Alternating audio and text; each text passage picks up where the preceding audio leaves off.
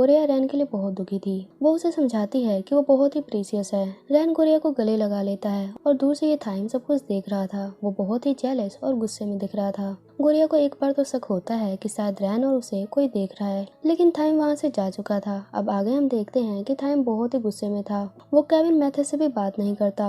वहाँ तो बॉयज किसी गर्ल के बारे में बात कर रहे थे कि वो लड़की कितनी भोली भाली और पागल है। मेरे एक रिप्लाई पर ही इतनी फ्रेंडली बन गई, बिल्कुल मैड गर्ल है। थाइम ये सुन लेता है। वो उन बॉयज से कहता है, तुम भी किसी गर्ल का मजाक बनाने में लगे हो। वो बॉयज कहते हैं, हाँ तुम्हें उसे क्या फर्क पड़ता है। वो थाइम को धक्का दे देते हैं। अब थाइम का टाइम पर और भी बढ़ चुका था। वो उन दोनों को बहुत मारता है। केविन मैथ्यूज उसे रोकने की कोशिश करते हैं, लेकिन थाइम किसी की नहीं सुनता और कहता है, जो मेरे आगे आएगा उनका भी इन्हीं बॉयज की तरह हाल होगा। थाइम उस बॉय को इतना मारता है जब तक कि वो अधमरा ना हो जाए। मैथ्यूज कहता है, जब थाइम इतने गुस्से में होता है तब कोई भी उसे कंट्रोल नहीं कर सकता। अब कोरिया और रैन भी वहां आ चुके थे। कोरिया थाइम की फाइटिंग रोकने की कोशिश करती है और कहती है, तुम ये क्यों कर रहे हो। अब थाइम अपने आप को कंट्रोल करते हुए कहता है, केविन मैथ्यूज मैंने डिसाइड कर लिया है, अब F4 में 4 नहीं 3 मेंबर्स होंगे, यानी रैन अब F4 ग्रुप में नहीं होगा। सब ये सुनकर चौंक जाते हैं। रैन थाइम का बचपन से फ्रेंड है, लेकिन गुस्से में थाइम उसे F4 से निकाल देता है। केविन मैथ्यूज थाइम को समझाते हैं कि तुम ऐसा कैसे कर सकते हो, हम सब इतने सालों से फ्रेंड्स हैं, हम सबको मिलकर बात करनी चाहिए, कोई ना कोई सोल्यूशन निकल ही जाएगा। पर थाइम कोई भी बात नहीं सुनता और कहता है, तुम मेरे अगेंस्ट जाओगे, रैन की साइड लेना बंद करो, मुझे ऐसे चीटर्स फ्रेंड्स पसंद नहीं है। अब थाइम गुस्से में वहाँ से जाने लगता है। गोरिया थाइम को रोकने की कोशिश करती है। थाइम उसे उसका फोन लौटाते हुए कहता है, अब कौन सी बात कहने की कमी है, सब कुछ खत्म हो चुका है। अब कोरिया समझ जाती है कि थाइम ये सब क्यों कर रहा है, क्योंकि वो सोचता है कि रैन और वो साथ है। अब केविन मैथ्यूज रैन को कहते हैं, हमें नहीं पता तुमने क्या किया है, लेकिन प्लीज अब तुम ही थाइम को समझा सकते हो, उसे मना सकते हो। पर रैन भी उनकी बात को इग्नोर करता है और वो उस घायल बच्चे की हेल्प करने लगता है। केविन कहता है, पता नहीं अब कोई किसी की बात क्यों नहीं सुन रहा, सब अपनी मन मर्जी करने में लगे हैं। उधर थाइम गुस्से में सब कुछ तोड़ फोड़ रहा था। अब कोरिया उसके पास जाती है और कहती है, मुझे पता है मैंने तुमसे फोन के लिए झूठ बोला, मैंने रैन के बारे में नहीं बताया, मुझे उसके लिए माफ कर दो, पर प्लीज मेरी गलतियों की सजा रैन और बाकी बच्चों पर मत निकालो, अपने आप को कंट्रोल करो। अब थाइम उसे कहता है, ठीक है मैं उसे F4 ग्रुप में वापस ले लूंगा, मैं कुछ भी गलत नहीं करूंगा, लेकिन एक बार मुझे ये कह दो कि तुम रैन से नफरत करती हो, बस एक बार। पर कोरिया ऐसा कुछ भी नहीं बोलती। थाइम कहता है, तुम अभी भी उसको बचाने में लगी हो, उसकी इतनी परवाह होने लगी है तुम्हें। थाइम कोरिया पर भी हाथ उठाने वाला था, पर वो ऐसा कुछ भी नहीं करता। अंदर ही अंदर वो बहुत ही पेन फील कर रहा था। वो अब वहाँ से जाने लगता है और जाते हुए कोरिया को कहता है, आखिर तुमने उसको चूज कर ही लिया। कोरिया भी अब बहुत परेशान हो चुकी थी। अब हम टिया को देखते हैं। वो थाइम के स्कूल में डायरेक्टर से बात कर रही थी। दरअसल थाइम ने गुस्से में जिस बॉय को मारा था, उसके पेरेंट्स ने थाइम के खिलाफ रिपोर्ट कर दी थी, जिसे टिया कवर करने की कोशिश कर रही थी। डायरेक्टर उसे कहते हैं, हम सब कुछ संभाल लेंगे, लेकिन थाइम की फाइटिंग वाली वीडियो नेट पर वायरल हो चुकी है, उसे हम कैसे हटाएं। अब थाइम को बस उसी वीडियो से खतरा है। तभी हम देखते हैं वो फाइटिंग की वीडियो नेट पर से गायब हो जाती है। एक्चुअली थाइम की मॉम की पावर बहुत ज्यादा है, वो थाइम की हर गलती किसी न किसी तरीके से कवर कर ही देती है। अब वहाँ उनके मैनेजर आते हैं, जो डायरेक्टर को चेक देते हुए कहते हैं कि चिंता की कोई बात नहीं है, मैडम ने सब कुछ संभाल लिया है, आपसे बस अपना काम करिए। अब टिया को बताते हैं कि मैम अब थाईलैंड आ चुकी है। टिया ये सुनकर चौंक जाती है, क्योंकि अब उसकी मॉम कुछ न कुछ तो ऐसा करेगी जिससे थाइम और कोरिया अलग हो जाएं। अब हम थाइम को देखते हैं। उसके हाथों में कोरिया का वही टॉवल है जो उसने फर्स्ट एड पर यूज किया था। थाइम ने कोरिया के कारण अपनी बुरी हालत कर ली थी। उसने सुबह से कुछ खाया भी नहीं था। तभी उसकी मॉम वहाँ आती है, जो थाइम को डांटते हुए कहती है, तुमने इस बार गलतियों की हद पार कर दी। मैंने तुम्हें कह रखा है कि तुम जो भी करो वो कभी भी कैमरा, वीडियो, फोटोज की निगरानी में नहीं होनी चाहिए। थाइम कहता है कि आपने कभी मेरी चिंता की है। उसकी मॉम कहती है, क्यों नहीं, मुझे हमेशा तुम्हारी फिक्र होती है, तुम्हें पता भी है तुम्हारे कारण अभी हमारी कंपनी कितनी लॉस में गई है। थाइम कहता है, आपको मेरी नहीं अपने बिजनेस की चिंता है। अब उसकी मॉम कहती है, तुम हमेशा मुझे डिसअपॉइंट करते हो। वो उसे कोरिया की पिक्चर देते हुए कहती है, मुझे पता है ये सब इस गर्ल के कारण हो रहा है। स्टार्टिंग में मुझे लगा था तुम फिर से कोई गेम खेल रहे हो, लेकिन नहीं, तुमने इसे कुछ ज्यादा ही सीरियसली ले लिया। देखो, कोरिया को भूल जाओ और पहले वाले थाइम बन जाओ, नहीं तो मजबूरन मुझे सब कुछ हैंडल करना होगा। तुम्हारा भी हाल टिया की तरह हो सकता है। दरअसल टिया भी पहले किसी को लाइक करती थी, लेकिन उसकी मॉम ने बिजनेस के फायदे के लिए टिया की जबरदस्ती किसी और से वेडिंग करवा दी। अब थाइम और भी दुखी हो चुका था। उसे कोरिया की अब और भी चिंता होने लगी थी। उधर हम कोरिया को देखते हैं जो फ्लावर शॉप पे थी। वहाँ उसके ओनर कहते हैं थाइम के पास कितना पावर है। अभी कुछ देर पहले सोशल मीडिया पर उसके फाइटिंग की वीडियो डाली गई थी, लेकिन अब सब कुछ गायब हो चुका है, जैसे कुछ हुआ ही ना हो। पर अब सब के सब F4 के टूटने की बात कर रहे हैं। ये बहुत ही दुख की बात है कि सालों की दोस्ती इतनी आसानी से टूट गई। लेकिन कोरिया और कैनिंग तो अपनी ही दुनिया में गुम थी। कोरिया तो कैनिंग और थाइम दोनों के लिए दुखी थी और कैनिंग अपने बॉयफ्रेंड टेस्ला के लिए दुखी थी। वो अभी भी टेस्ला को मनाने की कोशिश कर रही थी, लेकिन टेस्ला ने उसको अब तक कोई भी रिप्लाई नहीं किया था।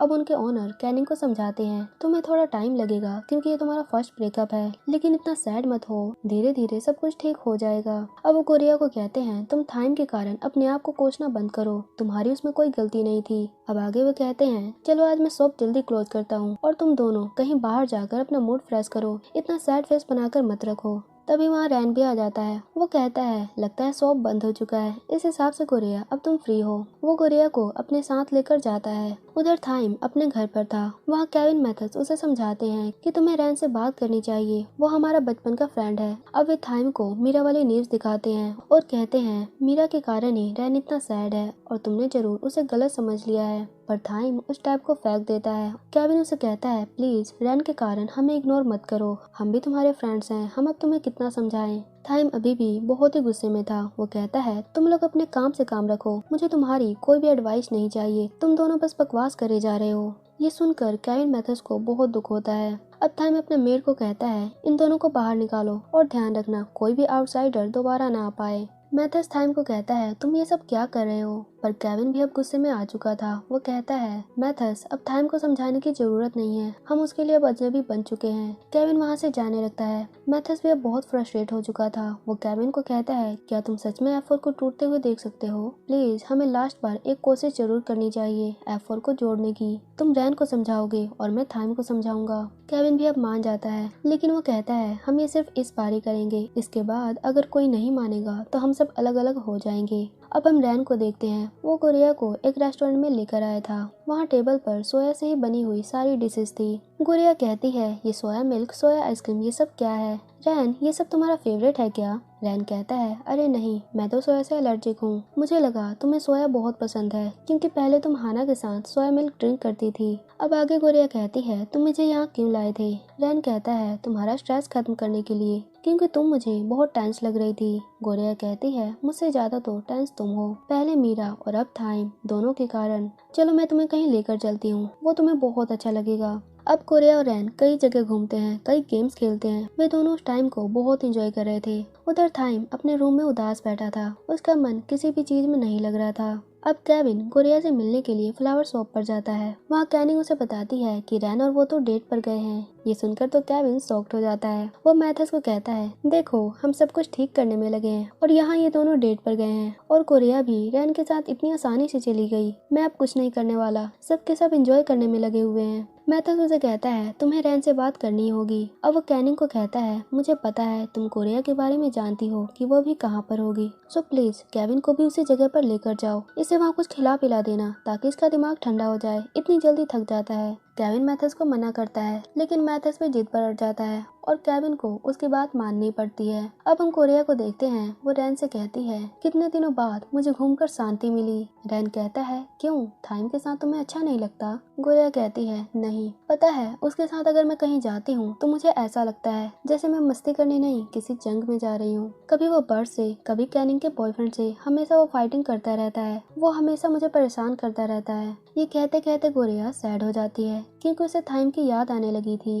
रैन कहता है तुम थाइम के बारे में बात करते हुए बहुत खुश लग रही थी। कोरिया कहती है नहीं, मैं कैसे खुश हो सकती हूँ, देखो उसके बिना यहाँ सब कुछ कितना अच्छा लग रहा है। रैन उसे प्यार से कहता है क्या सच में तुम अच्छा फील कर रही हो? मैं तुमसे कुछ पूछना चाहता हूँ, अगर तुम्हें थाइम और मुझ में से किसी एक को चूज करना हुआ तो तुम किसको चुनोगी? गोरिया ये सुनकर बिल्कुल कंफ्यूज हो जाती है। वो वहाँ से जाने का बहाना करती है। तभी उसका फोन गिरने ही वाला था, जिसे रैन और कोरिया दोनों पकड़ने लग जाते हैं और वे दोनों काफी पास आ गए थे। पर कोरिया अभी भी थाइम की यादों में खोई हुई थी, वो उसको बहुत मिस कर रही थी। अब कैनिंग कोरिया को कॉल करके अपने पास बुलाती है। कैनिंग भी केविन के साथ एक रेस्टोरेंट में थी। वहाँ वो बहुत ही सैड थी क्योंकि टेस्ला ने अब तक उसको एक भी रिप्लाई नहीं दिया था। केविन उसे देखकर समझ जाता है कि कैनिंग जरूर ब्रेकअप के कारण दुखी है। वो उसे कहता है तुम्हें मूव ऑन कर लेना चाहिए, क्योंकि मेरे हिसाब से टेस्ला को नई गर्लफ्रेंड मिल चुकी है और वो तुम्हें चीट कर रहा है। पर कैनिंग उसकी बात नहीं मानती और कहती है नहीं, टेस्ला ऐसा इंसान नहीं है, वो तुम्हारी तरह प्लेबॉय नहीं है। तभी वो बाहर देखती है कि टेस्ला किसी और गर्ल के साथ है।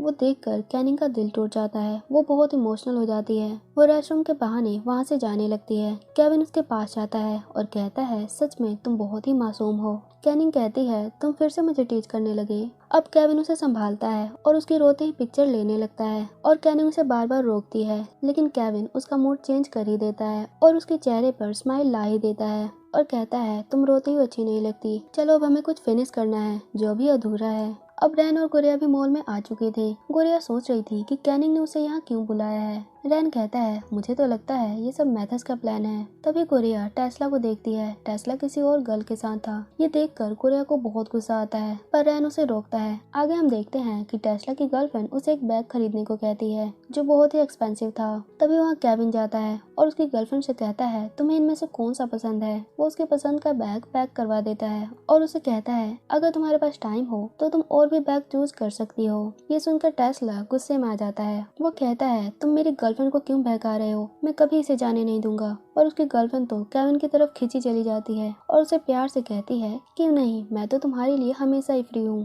टेस्ला अपनी गर्लफ्रेंड को डांटता भी है, लेकिन उसकी गर्लफ्रेंड उल्टा उसी को सुनाने लगती है कि मैं तुमसे नहीं डरती, तुम होते कौन हो मुझे रोकने वाले।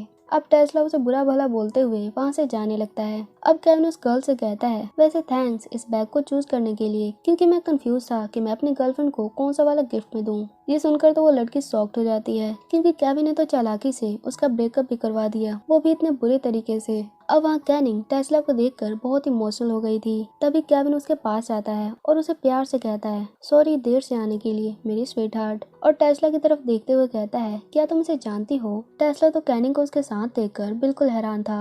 अब कैनिंग कहती है मैं नहीं जानती इसे, चलो हम कहीं और जाते हैं। अब टेस्ला उनको गुस्सा दिलाने की पूरी कोशिश करता है, ये कहते हुए कि एफर के सारे ही मेंबर मिडिल क्लास गर्ल के पीछे पड़े हैं। वो कौन सा था, हाँ थाइम, वो तो बिल्कुल प्यार में पागल है, गुड़िया के खिलाफ कुछ भी नहीं सुन सकता। मैंने जब उसके बारे में कहा तो वो तो बिल्कुल ही गुस्से में आ गया और फाइटिंग करने लगा। ये सुनकर गुड़िया और केविन दोनों ही गुस्से में आ चुके थे। अब गुड़िया टेस्ला के पास जाती है और कहती है तुमने क्या कहा अभी। टेस्ला कहता है अच्छा है तुम यहाँ पर हो, तुम्हारे जैसी लो क्लास गर्ल पैसों के पीछे कुछ भी कर सकती है, एफ4 के सारे मेंबर बेकार हैं। अब गुड़िया उसे एक जोरदार किक मारती है और कहती है थाइम मेरा बॉयफ्रेंड है, उसने जो तुम्हारे साथ किया वो तो तुम्हारे आगे बहुत कम है, उसे तो तुम्हारी हालत और भी ठीक करनी चाहिए थी। और मैं मिडिल क्लास गर्ल हूँ तो क्या हुआ, मैं तुम्हारी जैसी नहीं हूँ और तुम थाइम की बराबरी कभी नहीं कर सकते। मेरा बॉयफ्रेंड सबसे बेस्ट है, मैं उसके खिलाफ कुछ भी नहीं सुन सकती। टेस्ला तो गुड़िया से बिल्कुल डर चुका था और केविन रैन गुड़िया की बातों से बहुत प्राउड फील कर रहे थे और बहुत इम्प्रेस भी थे।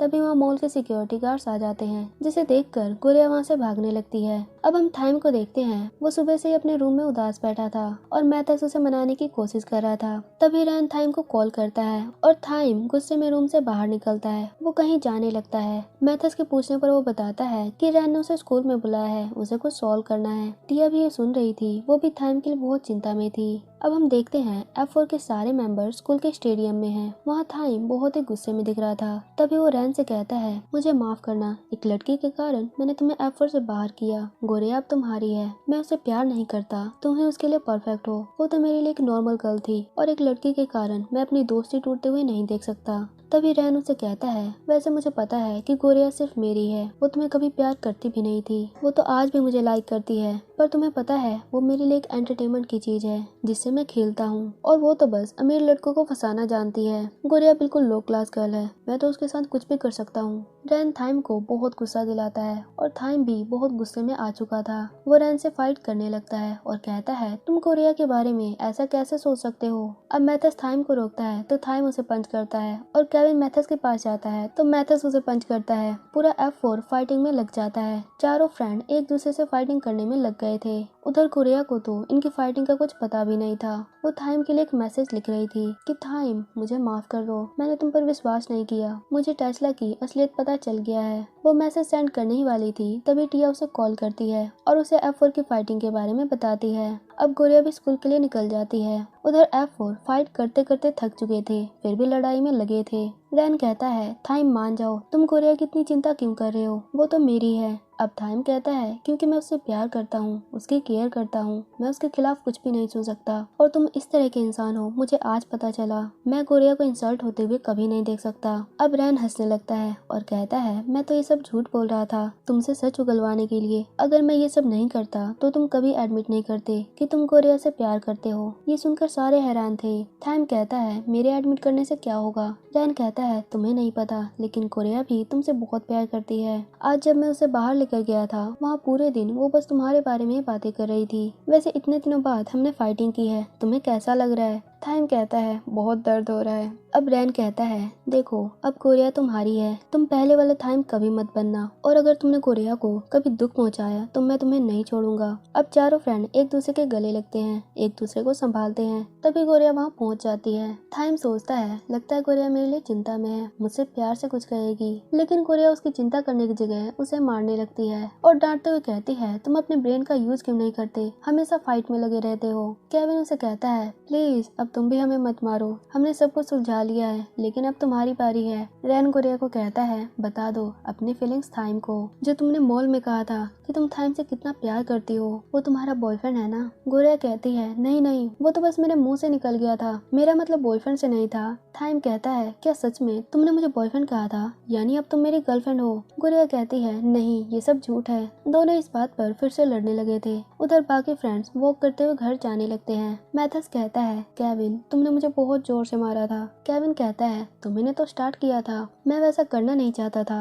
अब ये दोनों रैन से कहते हैं तुमने आज बहुत ही अच्छा काम किया, क्या आइडिया लगाया तुमने थाइम को समझाने की। वैसे क्या सच में तुम फाइट करना चाहते थे। रैन कहता है हाँ थोड़ा बहुत, क्योंकि बचपन में थाइम ने मेरा डॉल फाड़ दिया था, उसी का बदला अभी तक बाकी था। ये सुनकर सब हंसने लगते हैं कि रैन अपने डॉल के लिए फाइट कर रहा था, वो अपनी किंडरगार्टन की बात आज तक नहीं भूला। उधर कोरिया थाइम की चोट पर मेडिसिन लगाती है। थाइम पूछता है वैसे आज तुम्हें रैन के साथ घूमकर कैसा लगा। कोरिया कहती है बहुत ही अच्छा, क्योंकि मैं तो तुम्हारे साथ हमेशा मुसीबत में पड़ जाती हूँ। थाइम कहता है क्या कह रही हो तुम। गोरिया कहती है बिल्कुल सच कह रही हूँ। अब आगे गोरिया टेस्ला वाली बात पर उससे माफी मांगती है। अब थाइम उसे गले लगा लेता है और कहता है मैं तुम पर कभी गुस्सा नहीं हो सकता, क्योंकि एक तुम ही तो हो जिससे मैं सबसे ज्यादा प्यार करता हूँ। तुमने मुझे कितना बदल दिया, पहले मैं कितना हॉरिबल था। अब वो गोरिया को बाहर लेकर जाता है। वहाँ वो कहता है तुम्हें पता है हर कोई सोचता है कि मैं बचपन से ही पावरफुल हूँ, मैं सबसे अलग हूँ, क्योंकि इतने पावरफुल रिच फैमिली में मेरा जन्म हुआ है। बचपन से आज तक हर कोई मुझे यही सिखाते गया कि मुझे हमेशा पावरफुल बनकर रहना है, लेकिन असलियत में तो जैसे जैसे मैं बड़ा हुआ मुझे डर लगने लगा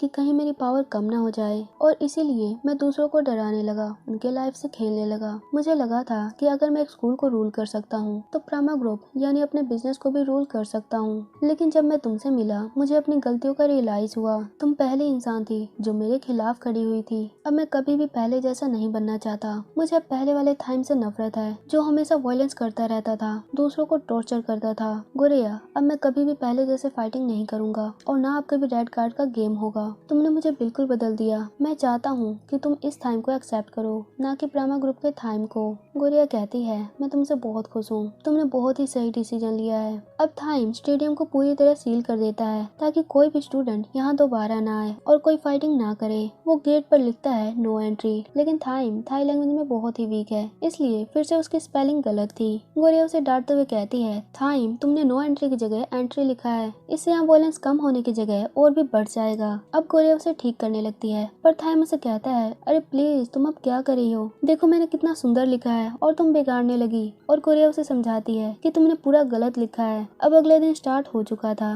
गोरिया अपना फोन देखते हुए घर जा रही होती है। वहाँ थाइम उसे कई मैसेज कर रहा होता है कि मेरी क्यूट गर्लफ्रेंड क्या तुम घर पहुँच गई। और गोरिया उसे हंसते हुए कहती है मैं कितने बार कहूँ मैं तुम्हारी गर्लफ्रेंड नहीं हूँ, वो मैंने गलती से बोला था। अब गोरिया जैसे अपने घर में एंट्री करती है वहाँ वो देखती है कि थाइम की मोम वहाँ आई हुई है और वो बहुत ही गुस्से में दिख रही थी। अब थाइम की मोम वहाँ क्या करने वाली है, वो गोरिया से क्या कहेगी और गोरिया क्या करेगी। F4 के सारे मेंबर फाइटिंग में लग जाते हैं। रैन थाइम के लिए अपना प्यार सैक्रिफाइस कर देता है और थाइम को कहता है कि गोरिया भी उसको बहुत प्यार करती है। आगे गोरिया थाइम की चोट पर मेडिसिन लगाती है। थाइम उसको अपने डर के बारे में बताता है कि वो स्कूल में बच्चों को क्यों टॉर्चर करता है, लेकिन अब वो कभी भी वायलेंस नहीं करेगा, ना किसी को परेशान करेगा। अब आगे हम देखते हैं गोरिया जैसे ही अपने घर पहुंचती है वहाँ थाइम की मॉम आई हुई थी, जिसे देख गोरिया बिल्कुल शॉक्ड हो चुकी थी। अब थाइम की मॉम उसे कहती है तुम ऐसे घर में कैसे रह लेती हो, इतना ओल्ड स्मेली टाइप में। गोरिया कहती है प्लीज आप बातों को मत घुमाइए, मुझे पता है आप मुझसे कुछ कहने आई हैं। अब उसकी मॉम कहती है तुम एक बेटर लाइफ चाहती हो ना, तभी तुम मेरे बेटे को फंसाने में लगी हो। कितने पैसे लोगी तुम उसका पीछा छोड़ने की, उसकी लाइफ से जाने की। गुड़िया कहती है आप सोचती हो पैसों से हर चीज का सॉल्यूशन हो सकता है, पर ऐसा नहीं है। मैंने थाइम को नहीं फंसाया है और थाइम और मैं किसी भी रिलेशनशिप में नहीं है, लेकिन फिर भी प्यार और रिलेशनशिप कभी भी पैसों से खरीदा या बेचा नहीं जा सकता। फिर भी थाइम की मोम उसे पैसे ऑफर करती है कि कितने चाहिए, 1 मिलियन, 5 मिलियन, 15 मिलियन।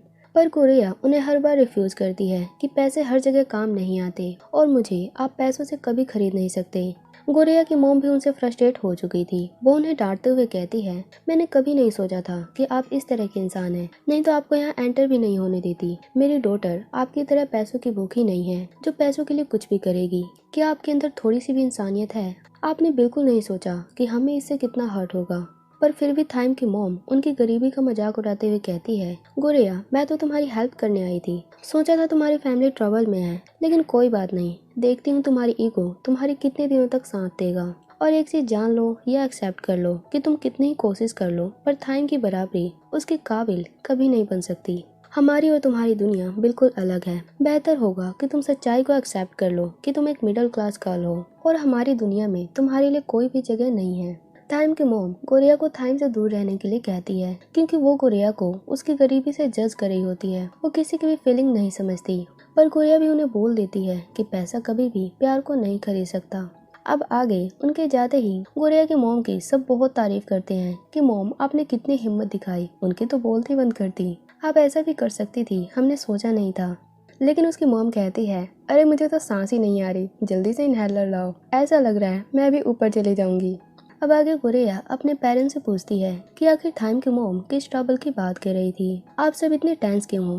पेरेंट्स कहते हैं गोरिया जिस कंपनी में हम जॉब करते थे वो बंद हो चुकी है और अब हमारे पास इनकम का कोई भी सोर्स नहीं है। अब पूरी फैमिली इस कारण से सैड हो जाती है कि अब उनके घर का खर्च कैसे चलेगा। आगे हम देखते हैं F4 यानी केविन मैथर्स थाइम रैन अपनी रीयूनियन की पार्टी कर रहे होते हैं। केविन मैथर्स तो सबसे ज्यादा खुश थे। वे कहते हैं आखिरकार सब कुछ ठीक हो ही गया, अब जाकर हमें शांति मिली है। पर थाइम तुम इतने कंफ्यूज क्यों दिख रहे हो। वो कहता है मैं अब कोरिया के लिए सीरियस होने का सोच रहा हूँ, अब मुझे कुछ एक्स्ट्रा करना चाहिए। ये सुन केविन बिल्कुल शॉक्ड हो जाता है। वह हैरानी से कहता है अब फिर से तुम्हारे कारनामे शुरू हो गए, इतने दिनों से क्या तुम मच्छर मार रहे थे। मैथर्स भी उसे कहता है इससे पहले तुम कोरिया के लिए क्या थे, हमसे फाइटिंग तक की तुमने, क्या तुम कभी भी सीरियस नहीं थे। थाइम कहता है अरे नहीं, मैं उसके लिए हमेशा से सीरियस हूँ, लेकिन अब मैं कुछ प्रो लेवल का करना चाहता हूँ अपनी रिलेशनशिप आगे बढ़ाने के लिए। देखो देखो मेरे फोन को, गोरिया ने मेरी एक भी मैसेज का रिप्लाई नहीं किया है। पता है इसका क्या मतलब है? इसका मतलब है कि गोरिया मुझसे बहुत प्यार करती है, वो मुझसे मिलना चाहती है, लेकिन ये कहने से डरती है, साई फील करती है। पर मैं उसकी सारी फीलिंग समझता हूँ कि वो क्या चाहती है। डोंट वरी गोरिया, मैं आ रहा हूँ तुमसे मिलने। केविन मैथर्स कहते हैं थाइम की इमेजिनेशन कभी खत्म नहीं होती, ये कुछ भी सोचता रहता है। अब वे थाइम से कहते हैं कि थाइम तुम्हें अब सच में सही चीजों पर ध्यान देना चाहिए, अब हम जल्दी ग्रेजुएट होने वाले हैं, तुम्हारा बर्थडे भी आने वाला है। थाइम कहता है यही तो मैं भी कह रहा हूँ कि मुझे इन सबसे पहले गोरिया और मेरी सेटिंग पक्की करनी है, क्या मैं गलत कह रहा हूँ। रैन कहता है थाइम तुम बिल्कुल सही कह रहे हो, पर केविन मैथर्स उससे सहमत नहीं होते, लेकिन चारों फ्रेंड वहाँ बहुत खुश होते हैं। आगे हम देखते हैं गोरिया पहले से बहुत बिजी रहने लगी है, कभी कोई एक्स्ट्रा जॉब, कभी घर के काम, वो इन सब में इतनी बिजी है कि वो स्कूल भी स्किप करने लगी है। और थाइम बेचारा गोरिया से मिलने के लिए तड़प रहा होता है। वो उसे हर जगह घर, स्कूल, फ्लावर शॉप मिलने जाता है, लेकिन वो गोरिया से मिल नहीं पाता। अब थाइम केविन को कहता है कि मुझे तुम्हारी एक हेल्प चाहिए, पता करो कि अब गोरिया कहाँ है, वो अब कहाँ गुम रहती है, मैं उसे मिलना चाहता हूँ। अब केविन फ्लावर शॉप पे था, वहाँ वो कहता है ओ गॉड, मैं हर बार यहाँ खिंचा हुआ क्यों आता हूँ, ये शॉप तो मेरी लाइफ से कनेक्ट ही हो चुका है। अब वो जैसे ही शॉप के अंदर जाता है वो देखता है कि कैनिंग ऊपर से कोई सामान उतार रही है जो बहुत ही भारी लग रहा था। कैनिंग उसे लेकर गिर भी सकती थी, पर केविन उसे बचा लेता है और कहता है तुम इतनी लापरवाह कैसे हो सकती हो, तुम अपने साइज से भी ज्यादा वेट उठाने की कोशिश करती हो। कैनिंग उसे बचाने के लिए थैंक्स कहती है। अब केविन उसे प्यार से कहता है थैंक्स की जरूरत नहीं, मैं तुम्हारी हेल्प तो करता ही, आखिर तुम मेरी क्यूट गर्लफ्रेंड जो हो। ये सुन कैनिंग बिल्कुल चौंक जाती है, उसके हाथों का फ्लावर बॉक्स भी नीचे गिर जाता है। केविन कहता है, अरे तुम भूल गई टेस्ला के सामने तुमने मुझे कैसे ट्रीट किया था। पर सच में तुम्हें सैड देखकर तो मेरा दिल भी टूट गया था। अब तो मुझे तुम्हारी और भी चिंता होने लगती है। कैनिंग कहती है, बंद करो मुझसे फ्लर्ट करना, मुझे सब समझ आता है। केविन कहता है, वैसे तुम इन चीज़ों से क्या करने वाली हो। कैनिंग उसे बताती है कि उसके अंकल यानी शॉप के ओनर अभी कहीं बाहर हैं। उनके आते ही वे फ्लावर्स की डेकोरेटिंग थिंग्स बनाएंगे। केविन कहता है, डोंट वरी, तुम्हें उनका वेट करने की जरूरत नहीं, मैं तुम्हारी हेल्प कर सकता हूँ। भले ही मैं तुम्हारा बॉयफ्रेंड नहीं हूँ, लेकिन तुम्हारा टीचर तो बन ही सकता हूँ। केविन कैनिंग से बहुत फ्लर्ट करता है और कैनिंग उसे बार बार ऐसा करने से रोकती है और कहती है, तुम हर 10 सेकंड में फ्लर्ट करना स्टार्ट कर देते हो, ये सब बंद करो। अब केविन मेन मुद्दे पे आता है कि कोरिया कहाँ है। वो उसकी इन्फॉर्मेशन चाहता है। कैनिंग उसे सब कुछ बताती है कि कोरिया अब कई पार्ट टाइम जॉब करने लगी है। उसकी फैमिली फाइनेंशियल प्रॉब्लम से जूझ रही है। तुम्हें पता नहीं, लेकिन कोरिया के पेरेंट्स की जॉब भी छूट चुकी है, इसलिए उसके पेरेंट्स अपने होम टाउन शिफ्ट हो गए हैं। पर अभी कोरिया और उसका ब्रदर यहीं हैं। लेकिन एग्जाम के बाद उसका ब्रदर भी होम टाउन शिफ्ट हो जाएगा और कोरिया को अकेले ही यहाँ रहना होगा। पर चिंता मत करो, कोरिया के अंदर बहुत हिम्मत है, वो इन मुसीबतों से लड़ना जानती है। पता है, तुम्हारी फ्रेंड की मोम के कारण तो कोरिया और भी साहसी बन गई है। केविन ये सब जानकर बिल्कुल हैरान था। वो पूछता है, कौन? मेरी कौन सी फ्रेंड की मोम? कैनिंग उसे थाइम की मोम वाली पूरी स्टोरी बताती है। केविन सब कुछ जानकर बहुत हैरान था। अब हम देखते हैं थाइम बहुत ही गुस्से में होता है। वो अपनी मोम के पास जाता है और कहता है, आप ऐसा कैसे कर सकती हो। उसकी मोम कहती है, मैं तो बस कोरिया से बात करने गई थी, उनकी प्रॉब्लम खत्म करने गई थी।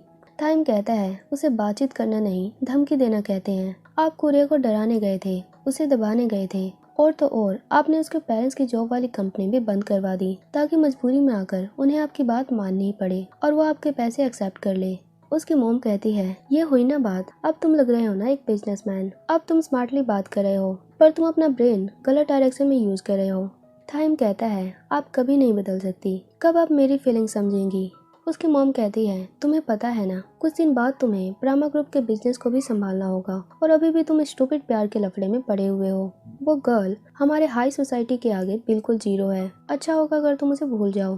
पर थाइम उनकी बात नहीं मानता और कहता है, मैं उसे प्यार करता हूँ, मैं उसे कभी नहीं भूल सकता और अब मैं उसकी हेल्प करने जा रहा हूँ क्योंकि आप तो सब कुछ बिगाड़ने में लगी हैं। टिया भी ये देख रही थी। वो भी थाइम और कोरिया के लिए बहुत सैड थी, पर उसकी मॉम को किसी के फीलिंग से कोई फर्क नहीं पड़ता। उधर हम कोरिया को देखते हैं जो घर जाते हुए अपने पेरेंट्स से कॉल पर बात कर रही थी। उसके पेरेंट्स अपने होम टाउन में फार्मिंग कर रहे हैं। गोरिया उनका हालचाल पूछती है। उसके पेरेंट्स गोरिया उसके ब्रदर के लिए थोड़ा चिंता में थे क्योंकि गोरिया जहाँ रहती है उस कॉलोनी में अब चोरी डकैती भी होने लगी है और अब सब इसी डर में जी रहे हैं। उसके पेरेंट्स गोरिया को केयरफुल सावधान रहने को कहते हैं। गोरिया भी उनको विश्वास दिलाती है कि वो चिंता ना करें, कुछ भी गलत नहीं होगा, हम सब सेफ हैं। पेरेंट्स के वहाँ का नेटवर्क बिल्कुल भी अच्छा नहीं था जिससे कोरिया उनसे और भी बात नहीं कर पाती और कॉल कट जाता है। अब हम देखते हैं कि कोरिया के पीछे कोई था जो उसका चुपके चुपके पीछा कर रहा था। गोरिया भी चौकन्नी हो गई थी। वो वहाँ से दौड़ते हुए दूसरी साइड छिप जाती है। अब वो जैसे ही अपना डोर ओपन करने ही वाली होती है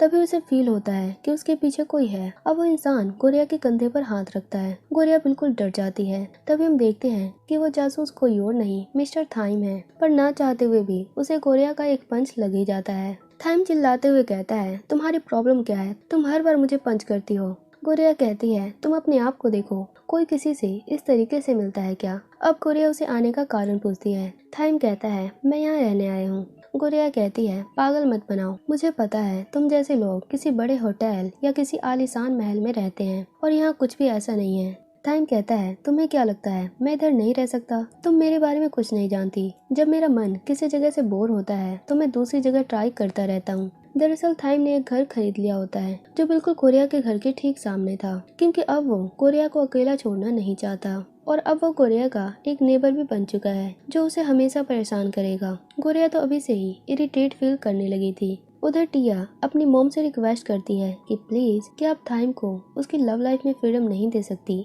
पर उसकी मॉम टॉपिक चेंज करते हुए कहती है, तुम्हें कल बिजनेस मीटिंग के लिए सिंगापुर भी जाना है, जाओ और तैयारी करो। टिया कहती है, आपने मेरी तो फोर्सफुली वेडिंग करवा दी और मैं उसके लिए मान भी गई, पर प्लीज थाइम के साथ ऐसा मत करो, मैं सिर्फ आपसे थाइम की खुशी मांग रही हूँ।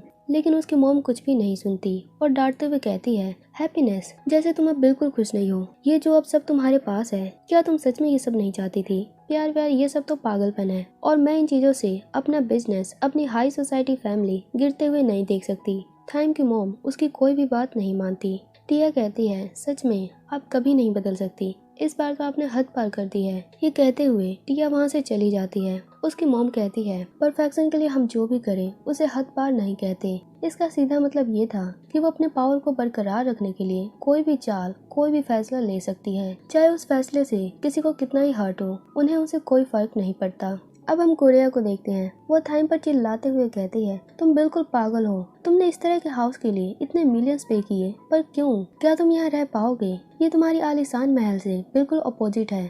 थाइम कहता है, मैं तुम्हारी सेफ्टी के लिए कुछ भी कर सकता हूँ। मुझे पता है कि अब तुम्हारी फैमिली किस ट्रबल में है और यहाँ अब चोरी का भी डर पड़ने लगा है। सो प्लीज, मैं तुम्हारी हेल्प करना चाहता हूँ। मुझे ये सब करने दो, नहीं तो मुझे इस बात का पूरी जिंदगी पछतावा रहेगा कि मैंने तुम्हारी हेल्प नहीं की, तुम्हारी केयर नहीं की। अगर तुम्हें कुछ हो गया तो मैं अपने आप को माफ नहीं कर पाऊंगा। गोरिया हंसते हुए कहती है, क्या सच में? क्या तुम यहाँ रह पाओगे? तुम अपनी केयर तो कर नहीं पाते, दूसरों की कैसे करोगे? थाइम कहता है, ओह तुम मुझे चैलेंज कर रही हो? ये मिस्टर थाइम है, जो ठान लेते हैं वो करके दिखाते हैं। अब रात हो जाती है। हम देखते हैं थाइम ने जो कहा था वो उसका बिल्कुल अपोजिट करता है। वो चिल्ला चिल्ला कर गोरिया को परेशान कर देता है, उसे कभी चैन से सोने नहीं देता। कभी उसे वॉशिंग मशीन सेट करने के लिए तो कभी कॉकरोच को देखकर चिल्लाने लगता है और गोरिया बेचारी बार बार उसकी हेल्प करने आती है। थाइम कहता है, गोरिया देखो उसको, उस 6 लेग्स वाले कीड़े को। पता है वो कभी चल रहा है तो कभी स्टैचू की तरह बैठा है। और गोरिया बिना डरते हुए उस कॉकरोच को पकड़ लेती है और थाइम को टीज करने लगती है। कभी थाइम उसे कहता है, देखो गोरिया मेरे शर्ट पर इतना बड़ा होल कैसे हो गया, मैं अब इसे कैसे पहनूंगा। थाइम को आयरन भी चलाने नहीं आता था। अब थाइम का तो रोज का शेड्यूल बन चुका था कि रात को गोरिया को कैसे परेशान करना है। अब थाइम नहीं, गोरिया थाइम की केयर कर रही थी। वो थाइम के कारण बिल्कुल पागल हो गई थी। जब वो स्कूल जाती है, वहाँ बाकी गर्ल्स अपने मेकअप करने में शो ऑफ में लगी थी। उधर गोरिया उनसे बिल्कुल अपोजिट अपने काम के कारण बिल्कुल थकी हुई थी। उसके बाल बिखरे हुए थे। वो कैनिंग से कहती है कि इन गर्ल्स के पास इतना टाइम कहाँ से आता है, उनकी लाइफ कितनी अच्छी है, और मुझे देखो, कभी जॉब करना, कभी स्टडी करना, कभी फैमिली की केयर करना, और तो और अब तो मेरे लाइफ में एक मॉन्स्टर भी आ चुका है जिसका नाम है थाइम। वो तो मुझे चैन से सोने भी नहीं देता। पता है अब मैं उसे दिन में 4-4 बार देखती हूँ। वो मुझे बहुत परेशान करता है, मैं क्या करूँ?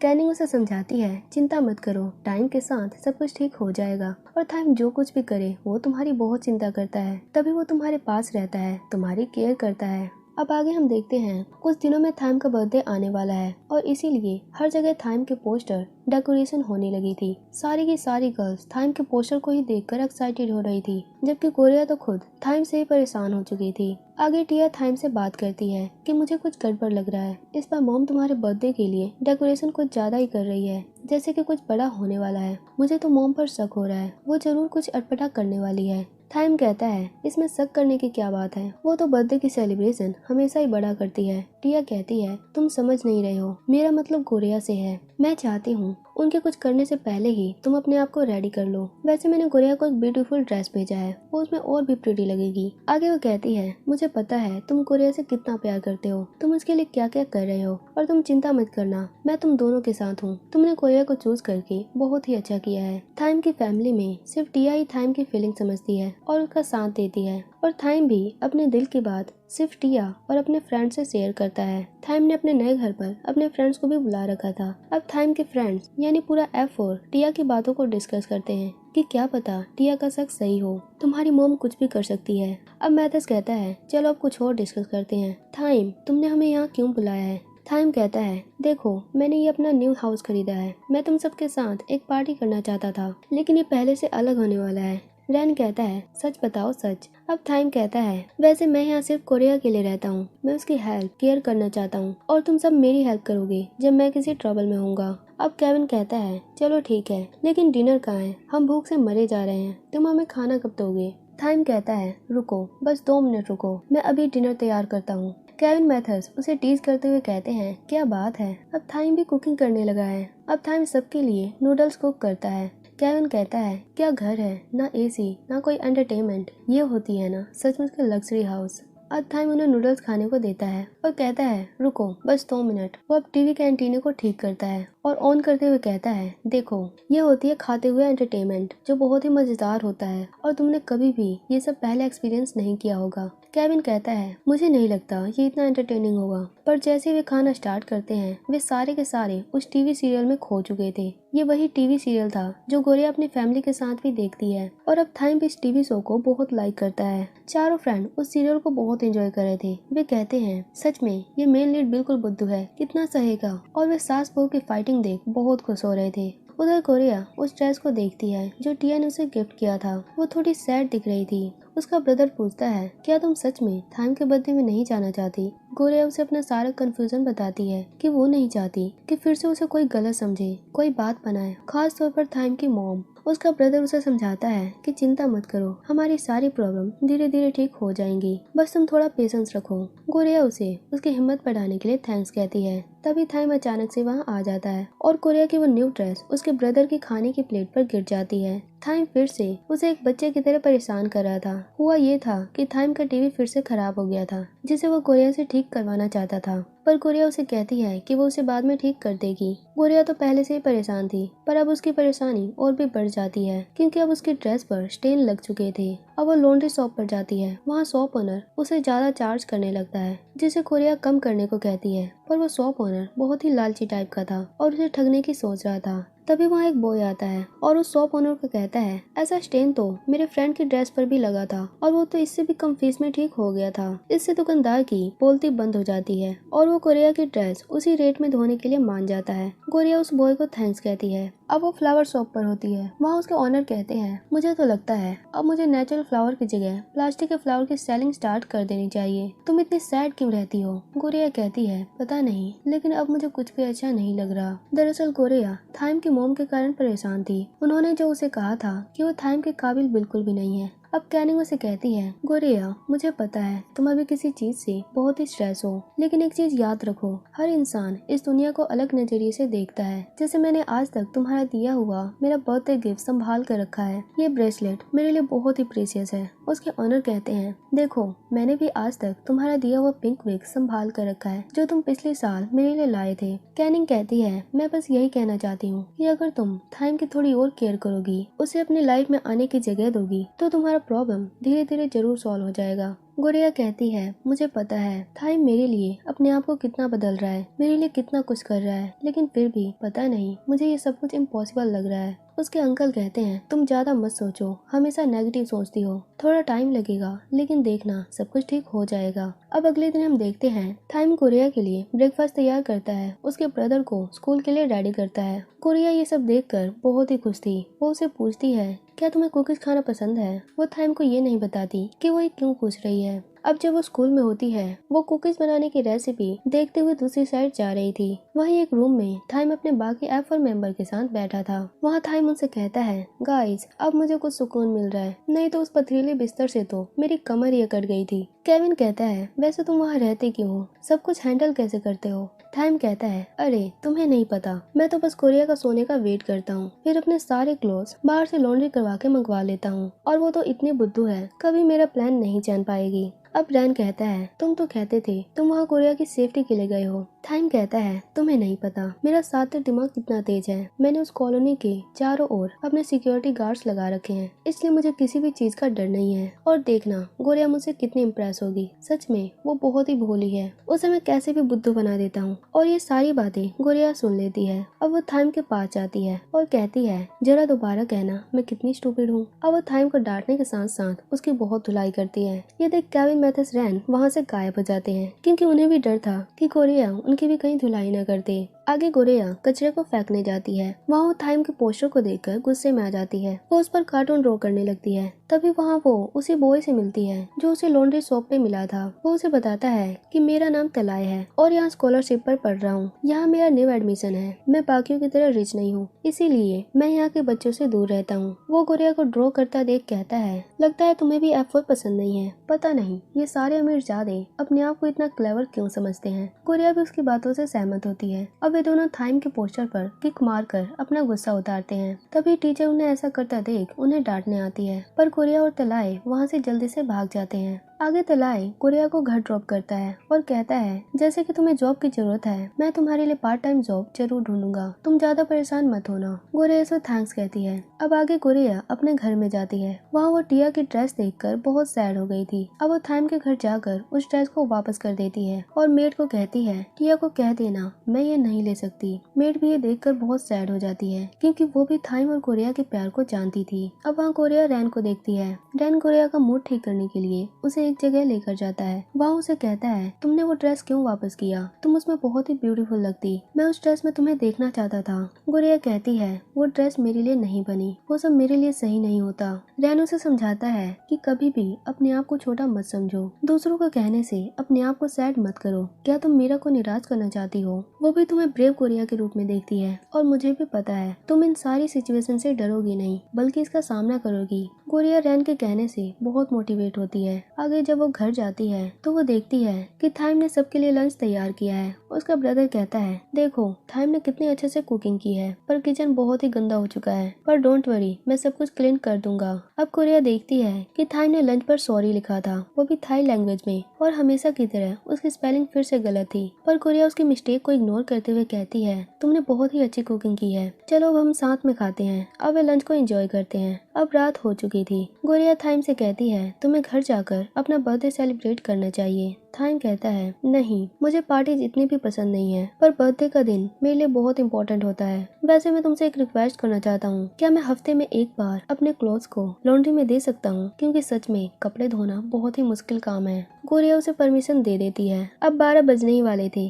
थाइम कहता है तुम मेरे लिए बहुत ही इंपॉर्टेंट हो, क्या तुम मुझे बर्थडे विश नहीं करोगी? अब गोरिया काउंटडाउन करती है और उसे बर्थडे विश करती है और थाइम अपनी आंखें बंद करके खोलता है और सबसे पहले गोरिया को ही देखता है क्योंकि वो गोरिया से बहुत ही प्यार करता है। गोरिया उसे बताती है वैसे मैं तुम्हारे बर्थडे में जरूर आऊंगी और मैंने तुम्हारे लिए खास गिफ्ट भी तैयार किया है। अब नेक्स्ट डे गोरिया, कैनिंग और उसका ब्रदर सब मिलकर कुकीज बनाते हैं। सब एक दूसरे की हेल्प करते हैं। अब गोरिया पार्टी में जाने के लिए रेडी होती है। उसने वहाँ मीरा वाले सैंडल ही पहने थे और वो बहुत ही ब्यूटीफुल लग रही थी। वहाँ पार्टी में वो जैसे ही एंटर करती है वहाँ सबसे पहले थाइम की मॉम उससे मिलती है और कहती है सच में तुम्हारे अंदर बहुत हिम्मत है, इतना सब कुछ होने के बाद भी यहाँ गई, अभी भी थाइम के पीछे पड़ी हो, तुम्हें बिल्कुल शर्म नहीं आती है ना? पैसों के लिए कुछ भी कर सकती हो। गोरिया कहती है मैं सिर्फ थाइम को बर्थडे विश करने आई हूँ और वैसे किसी के कहने से मैं छोटी नहीं हो सकती। मैं जब कुछ गलत कर ही नहीं रही तो मुझे शर्म आने की क्या जरूरत है। अब उसकी मॉम गुस्से में वहाँ से चली जाती है। केविन, मैथस, रैन ये सब देख रहे थे। वो गोरिया को कहते हैं क्या बात है, क्या जवाब दिया तुमने उनको? काश हम उसको वीडियो में कैप्चर कर पाते। आज तक किसी ने भी थाइम की मॉम को ऐसे जवाब नहीं दिया था। तुम तो सच में बहुत ही ब्रेव हो।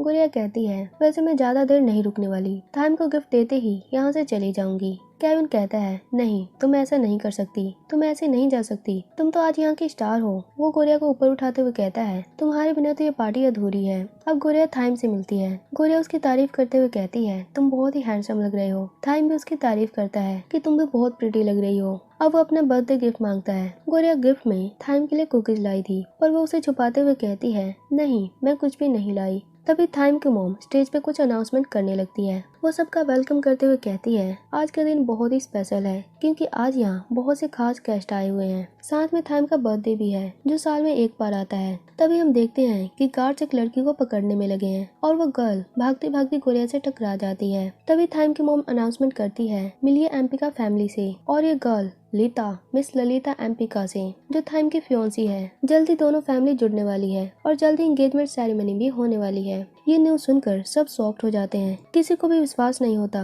कि यहाँ ये सब क्या हो रहा है। थाइम तो सबसे ज्यादा कंफ्यूज हो चुका था कि उसकी मॉम कुछ भी ऐसे कैसे कर सकती है। अब थाइम उस गर्ल से क्या कहेगा और गोरिया को क्या एक्सप्लेन करेगा। थाइम के बर्थडे के लिए सब बहुत ही एक्साइटेड थे। तभी वहाँ एक गर्ल गोरिया से टकरा जाती है और जब वो उठने की कोशिश करती है तो उसका ब्रेसलेट गोरिया की ड्रेस में फंस जाती है, जिससे गोरिया की ड्रेस थोड़ी सी फट जाती है।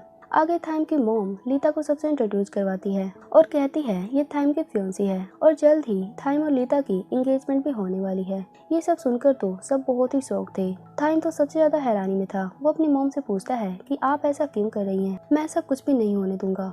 पर उसकी मॉम उसकी कुछ भी नहीं सुनती। अब मैथस थाइम को कार की की देता है और थाइम गार्ड से बचता हुआ जल्दी से एक गर्ल को अपने साथ लेकर वहाँ से भाग जाता है। वहाँ सबको यही लग रहा था कि शायद थाइम गोरिया को लेकर जाएगा, पर यहाँ सब कुछ उल्टा हो गया था, क्योंकि थाइम जल्दबाजी में, एक्साइटमेंट में गोरिया की जगह लीता को लेकर चला गया था और उसको तो अंदाजा भी नहीं था कि उसने क्या किया है। केविन, मैथस, रैन गोरिया और बाकी पार्टी के मेंबर्स सब थाइम की हरकत से हैरान थे। केविन कहता है वो थाइम नहीं हो सकता, वो हमेशा गड़बड़ क्यों करता है। उधर थाइम जब कार रोकता है तो वो लीता को देखकर चौंक जाता है। वो कहता है तुम मेरी कार में क्या करी हो, निकलो यहाँ से। थाइम लीता को वहाँ से जाने को कहता है, पर लीता भी थाइम की तरह बहुत ही जिद्दी है, जो किसी की भी बात आसानी से नहीं सुनती। वो थाइम को कहती है यहाँ तुम मुझे लाए हो तो तुम्हें मुझे वापस छोड़ कर आओगे, पर थाइम नहीं मानता। लेकिन लीता भी कम नहीं थी, वो उसे बहुत टीज करती है। वो उसके कान को भी दांतों से काटने लगती है और उसे छेड़ते हुए कहती है लगता है ये तुम्हारा वीक पॉइंट है, चलो दोबारा ट्राई करती हूँ। वहाँ थाइम तो उससे बहुत परेशान हो चुका था। उधर पार्टी सेरेमनी में थाइम के मॉम और लीता के पेरेंट्स आपस में बातें करते हैं। लीता के पेरेंट्स लीता की तरफ से उनसे माफी मांगते हैं, क्योंकि वो बचपन से आज तक नहीं बदली। आज तक वो शरारती है, अपनी मनमानी करती रहती है। थाइम की मॉम कहती है डोंट वरी, लीता तो थाइम के लिए बिल्कुल परफेक्ट गर्ल है। वहाँ न्यूज रिपोर्टर्स दोनों फैमिली से बातें करते हैं। उनसे पूछते हैं कि क्या थाइम और लीता इस फैसले से खुश हैं, कहीं ऐसा तो नहीं कि बिजनेस के फायदे के लिए आप लोगों ने एंगेजमेंट के लिए फोर्स कर रहे हैं। थाइम की मॉम कहती है ऐसा कुछ भी नहीं है। आज की इस मॉडर्न दुनिया में बॉयज गर्ल्स अपने आप ही अपना लाइफ पार्टनर चुनते हैं, हम उनके लाइफ में इंटरफेयर क्यों करेंगे। वे दोनों तो पहले से ही एक दूसरे को लाइक करते हैं। गोरिया ये सुनकर बहुत सैड हो गई थी। रैन उसे समझाता है कि तुम किसी के भी कहने में मत आओ, ये सब झूठ है, थाइम सिर्फ तुमसे प्यार करता है। अब थाइम और लीता की न्यूज सोशल मीडिया पर बिल्कुल आग की तरफ फैल रही थी। न्यूज रिपोर्टर्स को तो ये बात हजम ही नहीं हो रही थी कि क्या थाइम और लीता सच में एक दूसरे से प्यार करते हैं या ये फिर से एक बिजनेस डील है, कहीं दोनों को फोर्स तो नहीं किया जा रहा।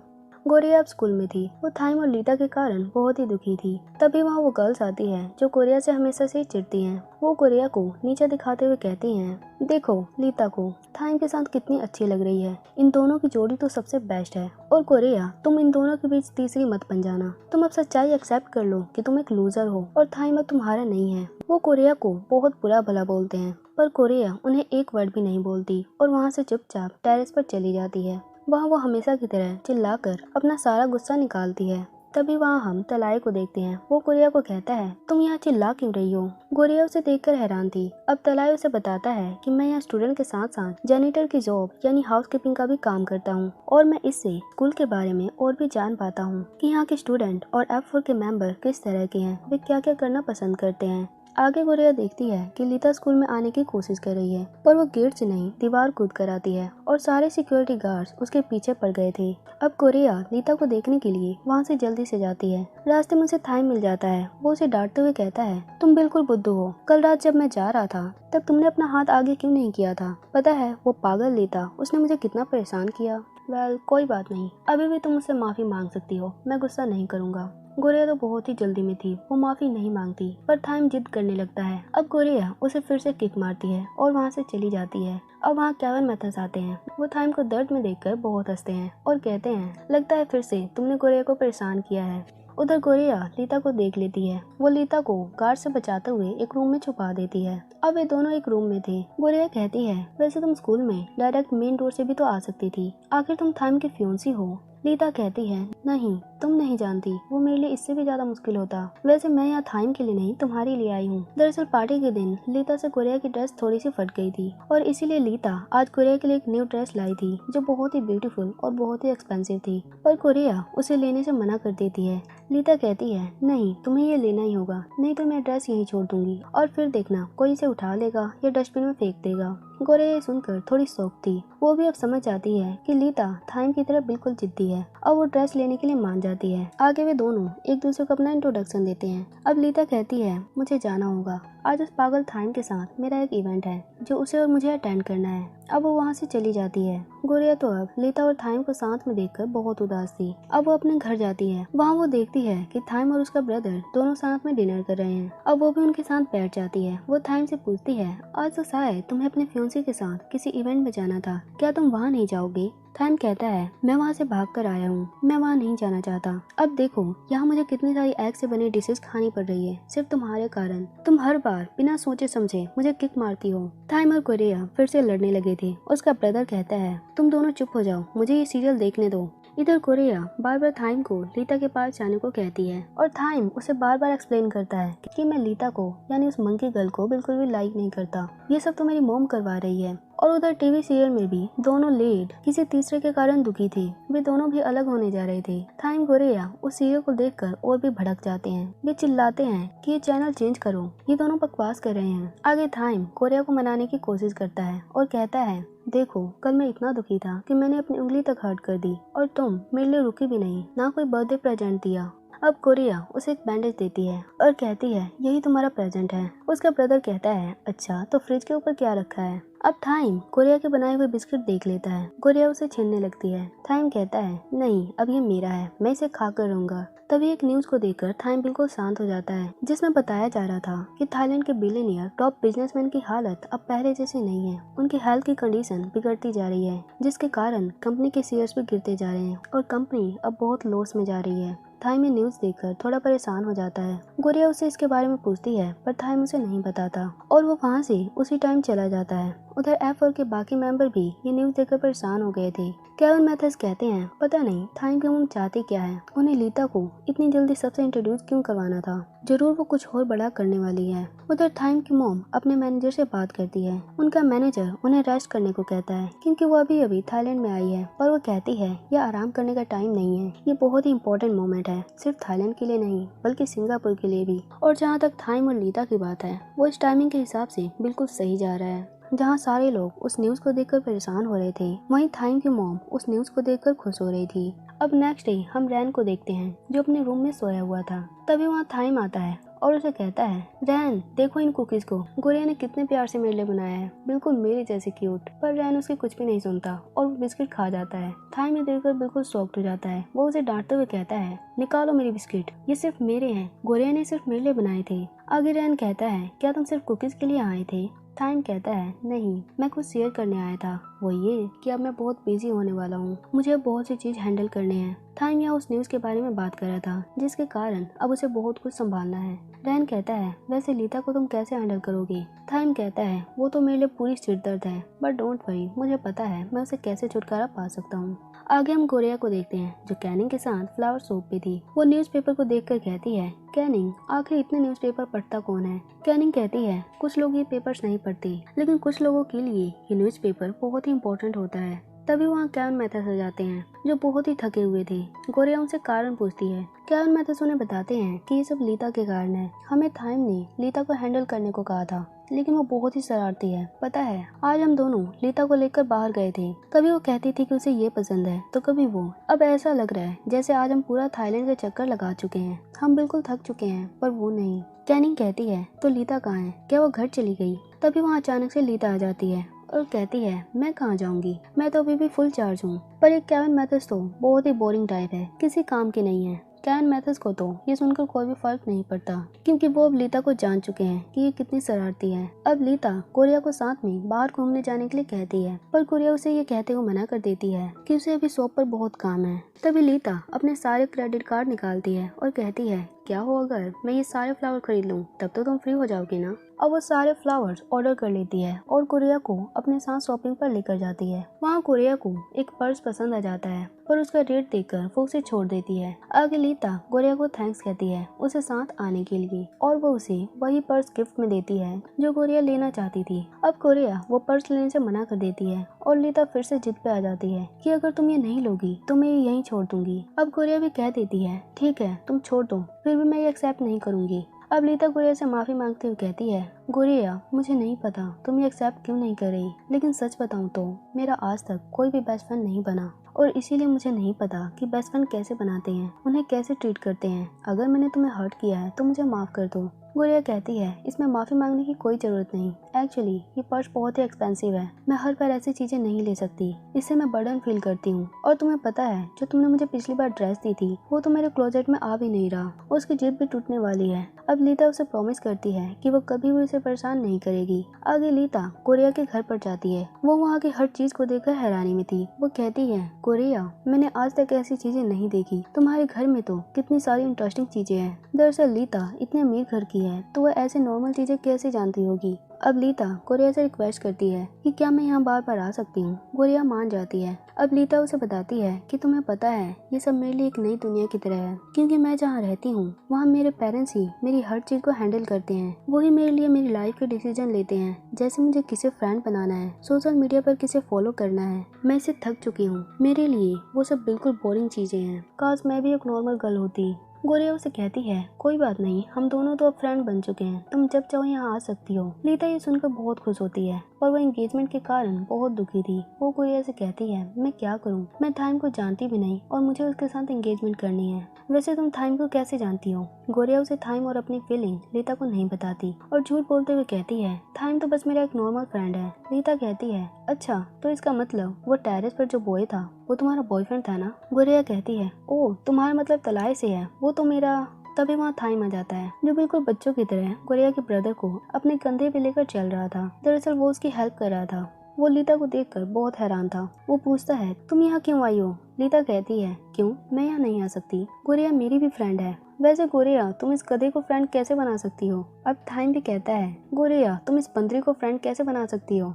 इसी बात पर थाइम और लीता दोनों लड़ने लगते हैं। दोनों एक दूसरे को डोंकी मोंकी कहने लगते हैं, पर दोनों की फाइटिंग के कारण गोरिया परेशान हो जाती है। उधर हम कैनिंग को देखते हैं। केविन अभी भी उसके साथ था। वे दोनों अभी भी लीता के ऑर्डर्स को पैक कर रहे थे। कैनिंग उसे थैंक्स कहती है क्योंकि वो अकेले ये सब हैंडल कैसे कर पाती। केविन कहता है थैंक्स की जरूरत नहीं, वैसे भी आज मैं फ्री था। आगे वो कहता है मुझे भूख लगी है, क्या तुम्हारे पास खाने के लिए कुछ है? कैनिंग उसके लिए योगर्ट यानी दही लाती है और दोनों साथ में खाने लगते हैं। केविन कहता है सच में तुम आज भी बिल्कुल बच्ची हो। कैनिंग को खाते हुए देखकर केविन बहुत हंसता है, क्योंकि कैनिंग के फेस पर योगर्ट लग गया था। अब वो उसे साफ कर देता है। आगे वो दोनों थाइम और लीता के बारे में डिस्कस करते हैं। केविन कहता है थाइम की मॉम बहुत ही क्लेवर है और बहुत ही पावरफुल है, वो कुछ भी कर सकती है, कोई भी डिसीजन ले सकती है। कैनिंग कहती है वैसे लीता तो मुझे इस टाइप की नहीं लगती कि वो किसी के फोर्स में एंगेजमेंट के लिए मान जाए। केविन उसे समझाता है कि कैनिंग बिजनेस में फायदे के लिए इंसान कुछ भी कर सकता है और इन दोनों की फैमिली को किसी की फीलिंग से कोई फर्क नहीं पड़ता। अब कैनिंग को गोरिया की चिंता होने लगती है। वो उसे वीडियो कॉल करती है। उधर गोरिया बहुत ही परेशान थी, क्योंकि थाइम, लीता और उसका ब्रदर तीनों पिलो फाइटिंग में लगे हुए थे। ये देखकर तो केविन और कैनिंग बिल्कुल हैरान थे। वे दोनों गोरिया को बेस्ट ऑफ लक कहते हैं ताकि वो ये सब संभाल सके। अब नेक्स्ट डे गोरिया लीता को कैब में बैठाती है। लीता उसे थैंक्स कहती है क्योंकि उसे तो गोरिया के घर बहुत मजा आया था, पर गोरिया की हालत खराब हो चुकी थी। गोरिया कहती है आते रहना जब मन करे। आगे हम थाइम को देखते हैं, जो बहुत ही परेशान दिख रहा था। गोरिया कहती है अरे लीता से फाइटिंग में हार गए तो सैड हो गए। वैसे लीता बहुत ही क्यूट और काइंड हार्टेड गर्ल है। अब थाइम गोरिया को गले लगा लेता है और कहता है पर मैं तो सिर्फ तुम्हें ही लाइक करता हूँ, भले ही मैं कुछ दिनों के लिए जा रहा हूँ, क्योंकि मुझे कुछ इंपॉर्टेंट काम करने हैं जो मैं तुम्हें एक्सप्लेन नहीं कर सकता। बस मैं चाहता हूँ कि तुम मेरा वेट करना, मैं तुम्हें बहुत प्यार करता हूँ। ये कहते हुए थाइम वहाँ से चला जाता है। गोरिया ये सुनकर बहुत ही हैरानी में थी। उसे समझ नहीं आ रहा था कि थाइम ये सब क्यों कह रहा था। गोरिया मन में कहती है कभी कभी मुझे लगता है कि मैं थाइम को अच्छी तरह जानती हूँ, पर कभी कभी मुझे रियलाइज होता है कि अभी तो मैं उसकी दुनिया के बारे में, उसके बारे में 1% भी नहीं जानती।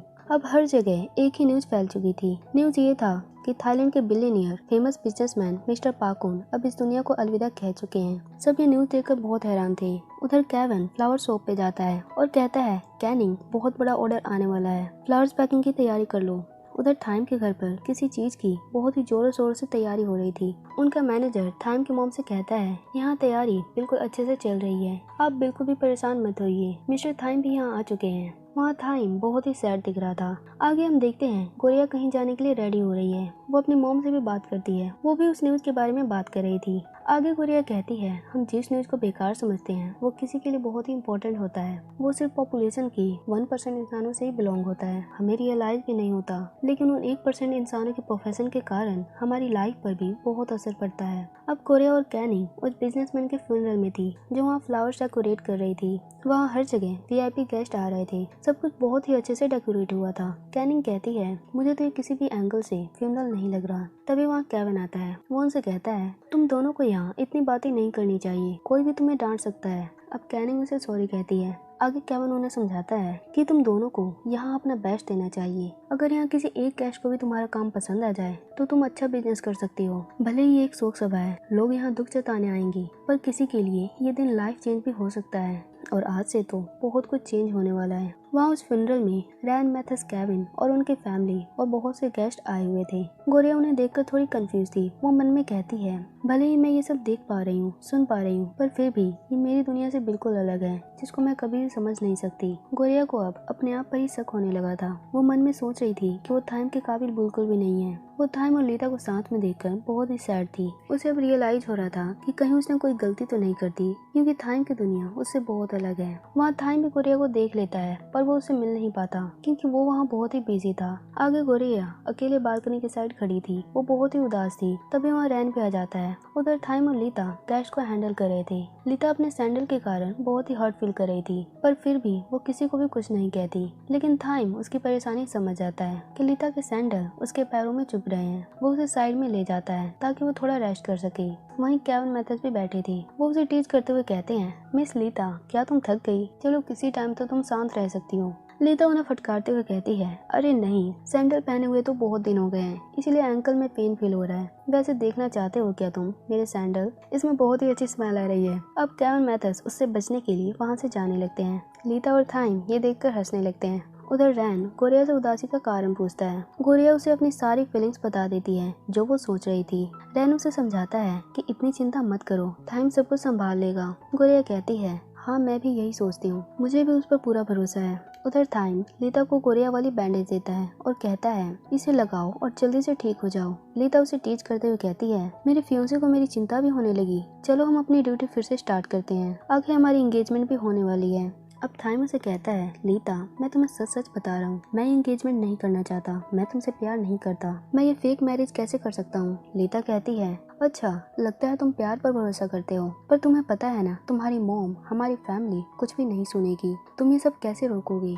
थाइम कहता है, मेरे लिए प्यार ही सब कुछ है और मैं अपने प्यार के लिए कुछ भी कर सकता हूँ, और देखना मैं कोई ना कोई रास्ता जरूर ढूंढ लूंगा इन सब से बाहर निकलने का। लीता ये सुनकर थाइम से बहुत इम्प्रेस थी। उधर रैन गोरिया से कहता है, पता है मुझे थाइम की नहीं लीता की चिंता हो रही है। कहीं ऐसा ना हो कि लीता को थाइम से प्यार हो जाए तो इस प्रॉब्लम का सोल्यूशन करना और भी मुश्किल हो जाएगा, उसकी फीलिंग्स कितनी हर्ट हो जाएगी। अब आगे वहाँ के सारे गेस्ट जा चुके थे। गोरिया अकेली वहाँ न्यूज पढ़ रही थी। तभी वहाँ लीता आती है जो उसे बताती है कि सब जा चुके हैं सिर्फ मुझे छोड़कर। देखो मैंने यहाँ से कितनी सारी चीजें खरीदी हैं, चलो साथ में इसे एंजॉय करते हैं। लीता ने फिर से यहाँ एक मस्ती की थी। उसने कार्ड्स खेलकर पैसे जीते थे और फिर से उसके पीछे कई सिक्योरिटी गार्ड्स लगे हुए थे जो उसे पकड़ने की कोशिश कर रहे थे। अब लीता और गोरिया भागते हुए दूसरी साइड जाते हैं। अब वहाँ गोरिया उसे कहती है, मैंने न्यूज पढ़ा लेकिन मुझे कुछ समझ नहीं आया, वैसे तुम ये सब हैंडल कैसे करोगी? इससे तुम्हारी पूरी लाइफ पर इफेक्ट पड़ेगा। अब लीता उसे कहती है, पता है मेरे डैड कहते हैं कि एक दिन उनका बिजनेस मुझे संभालना है और वे पॉलिटिक्स में चले जाएंगे, पर वो ये भी कहते हैं कि पॉलिटिक्स हर किसी के लिए नहीं होता। सीधे सीधे मैं बस यही चाहती हूँ कि अगर मैं किसी भी तरीके से अपने पेरेंट्स की हेल्प कर पाऊँ तो मैं करूँगी, उनकी विश मैं कैसे भी पूरी करूँगी। वैसे क्या तुम प्यार पर भरोसा करती हो? गोरिया कहती है, हाँ मैं प्यार पर भरोसा करती हूँ। अगर मैं किसी से प्यार करती हूँ तो मैं उससे अलग होने के बारे में सोच भी नहीं सकती, चाहे कुछ भी हो। पर लीता, प्यार, लव बहुत ही जरूरी होता है। तुम किसी के फोर्स में आकर शादी कैसे कर सकती हो जिसे तुम जानती भी नहीं हो? आखिर ये तुम्हारी पूरी लाइफ का सवाल है। अब लीता कहती है, वैसे मैं तुम्हें कुछ बताना चाहती हूँ। मेरी फैमिली हमेशा से मुझे कितने बॉयज से इंट्रोड्यूस करवा चुकी है, उन्हें लिस्ट में थाइम भी था। मैंने सोचा था कि थाइम भी बाकी बॉयज की तरह होगा जिन्हें मैं बिल्कुल लाइक नहीं करती, पर जब मैं उससे मिली, उसकी हैबिट्स देखी, उसके साथ कुछ पल बिताए, तब मुझे एहसास हुआ कि मैं थाइम पर विश्वास कर सकती हूँ। मेरे डैड के बाद उनके बिजनेस को थाइम ही संभाल सकता है, और तुम्हारी बातों को सुनकर तो मुझे भी प्यार पर भरोसा हो गया है और शायद मुझे भी थाइम से प्यार हो गया है। गोरिया ये सुनकर अंदर ही अंदर टूट चुकी थी, पर वो कुछ भी एक्सप्रेस नहीं करती। वो लीता के पैर पर उसका बैंडेज देखकर समझ गई थी कि थाइम ने जरूर ये लीता को लगाया होगा। अब आगे गोरिया अपने घर पर जाती है। तभी उसे तलाय का कॉल आता है जो उसे एक जगह बुलाता है। गोरिया वहाँ चली जाती है। वो कहती है, तलाय तुम कितने जॉब करते हो? वहाँ तलाय अपनी जॉब के साथ साथ स्टडी भी कर रहा था। गोरिया कहती है, देखो उन ज्वेलरीज को खरीदने के लिए लोग कितने एक्साइटेड हैं। तलाय कहता है, पर वे हमसे अलग हैं, हम उनके बराबर नहीं हैं। गोरिया कहती है, तो क्या वे और हम साथ नहीं रह सकते? क्या हम कोशिश भी नहीं कर सकते? अब तलाय उसे कहता है, गोरिया हम कितनी भी कोशिश कर लें पर लास्ट में एंडिंग हमेशा सेम होती है, वो ये कि हम और वो, उनकी दुनिया बहुत अलग है जो कभी जुड़ नहीं सकता। उनके बारे में सोचना बंद करो। गोरिया ये सुनकर किसी सोच में पड़ जाती है। उसे अब तलाई के बाद समझ में आ गया था। अब नेक्स्ट डे गोरिया अपने घर जाती है। वहाँ वो थाइम को देखती है जो उसका वेट करता हुआ डोर पर ही सो गया था। इसका मतलब थाइम रात से ही उसका वेट कर रहा था। आगे थाइम, गोरिया और उसका ब्रदर साथ में नूडल्स बनाते हैं। थाइम सबको बताता है कि तुम लोगों को नहीं पता मैं यहाँ कितनी मुश्किलों से आया हूँ। मॉम ने तो मेरे पीछे बहुत से गार्ड्स लगा रखे हैं जो हमेशा मुझ पर निगरानी करते हैं, पर डोंट वरी, मैंने उनको चकमा दे दिया है और यहाँ तो गोरिया भी मेरे साथ है जो मुझे प्रोटेक्ट करेगी। पर यहाँ गोरिया अपने फोन में बिजी थी। आगे वो तीनों नूडल्स खाने लगते हैं। थाइम कहता है कितने दिन हो गए हमने वो मैजिक पोक का गेम भी नहीं खेला। वैसे मैं तो अपने घर का डिनर करके परेशान हो जाता हूँ क्योंकि वहाँ हमेशा बिजनेस की ही बातें चलती रहती है। पता नहीं अब ये लीता मेरी लाइफ से कब जाएगी। तभी गोरिया कहती है वैसे लीता तुम्हारे लिए बेस्ट गर्ल है, तुम दोनों की जोड़ी साथ में बहुत अच्छी लगती है। थाइम कहता है गोरिया तुम क्या कह रही हो, तुम्हें हुआ क्या है। गोरिया कहती है मैं सच्चाई बता रही हूँ, लीता तुम्हारे लिए हर तरीके से, social circles, high class family, rich family, business में भी हर तरीके से परफेक्ट है। ये सुनकर थाइम और गोरिया का ब्रदर दोनों ही शॉक थे। अब थाइम गोरिया को बाहर लेकर जाता है ताकि उससे खुलकर बात कर सके। वहाँ थाइम कहता है अब बताओ तुम्हें हुआ क्या है, तुम अंदर वो सब क्या कह रही थी। अब गोरिया कहती है मैं सही तो कह रही हूँ, तुम लीता के साथ बिल्कुल खुश रहोगे, तुम्हें ऐसे कोई भी स्ट्रगल नहीं करना पड़ेगा। थाइम कहता है क्या तुम लीता से मिली थी, क्या उसने तुम्हें कुछ कहा, मैं सब कुछ हैंडल कर लूंगा। अब गोरिया उसे कहती है थाइम ये सब नहीं हो सकता, तुम्हें पता है मैं जितनी तुम्हें समझने की कोशिश करती हूँ उतना ही मुझे रियलाइज होता है कि तुम और मैं बहुत अलग हैं। हम कितनी भी कोशिश कर लें पर कभी भी एक नहीं हो सकते। हमें अपने सपनों की दुनिया से बाहर निकलना होगा, ये कभी भी सच नहीं हो सकता। थाइम उसे कहता है नहीं गोरिया ऐसा नहीं होगा, तुम और मैं हमेशा साथ रहेंगे, बस थोड़ा सा और वेट कर लो। पर गोरिया उसकी बात नहीं सुनती। वो अपने दर्द छुपाते हुए कहती है मैं चाहती हूँ कि तुम किसी और को यानी लीता को अपनी लाइफ में जगह दो, वो तुम्हारे लिए मुझसे कई गुना बेटर है। यहाँ गोरिया बहुत ही हर्ट फील कर रही थी पर फिर भी वो अपने आप को कंट्रोल करते हुए थाइम से अलग होने की बात करती है, उसे भूलने को कहती है। और थाइम भी बहुत हर्ट फील कर रहा था। वो गोरिया को बहुत समझाता है कि ऐसा नहीं हो सकता, मैं तुम्हारे बिना कैसे रह पाऊंगा, मैं लीता को नहीं तुमसे प्यार करता हूँ, तुम मुझे अलग होने के लिए, दूर जाने के लिए कैसे कह सकती हो। थाइम और गोरिया वहाँ दोनों ही बहुत रो रहे थे। अब वहाँ थाइम के सिक्योरिटी गार्ड्स भी आ चुके थे। दरअसल गोरिया ने उन्हें मैसेज कर थाइम के बारे में बता दिया था। अब थाइम गोरिया से पूछता है तुमने उन्हें बुलाया, तुम ऐसा कैसे कर सकती हो। अब गार्ड्स थाइम को पकड़ लेते हैं और उसे लेकर जाने लगते हैं। थाइम चिल्लाते रह जाता है कि गोरिया मैं सिर्फ तुमसे प्यार करता हूँ, मैं तुम्हें कभी नहीं भूल सकता, तुम्हारी जगह कोई नहीं ले सकता, तुम मुझे नहीं छोड़ सकती। गोरिया भी इधर उतने ही दर्द में थी जितना थाइम, पर वो थाइम को मुसीबत में नहीं देखना चाहती, इसीलिए वो थाइम को भूलने का डिसीजन लेती है। उधर गोरिया का ब्रदर दूर से ये देख रहा था, वो भी उनकी हालत देखकर बहुत दुखी था। आगे गोरिया मन में कहती है कि ये दुनिया बहुत ही स्ट्रगल से भरी हुई है जो बहुत ही पेनफुल होता है, पर फिर भी हमें ये लाइफ जीना ही होगा, हम कुछ भी नहीं कर सकते। अब गोरिया और उसका ब्रदर रेलवे स्टेशन पे थे। अब उसका ब्रदर अपने पेरेंट्स के पास यानी होम टाउन जा रहा था, पर वो गोरिया के लिए बहुत चिंता में था। गोरिया उसे पूछती है तुम क्या सोच रहे हो। वो कहता है काश थाइम भी यहाँ होता, वो ये सब देखकर कितना एक्साइटेड होता। वहाँ गोरिया और उसका ब्रदर दोनों की आंखों में आंसू थे। वे थाइम को बहुत मिस कर रहे थे पर उसे मिल नहीं सकते थे। दोनों गले लगते हुए बहुत रो रहे थे। अब गोरिया कहती है चाहे कुछ भी हो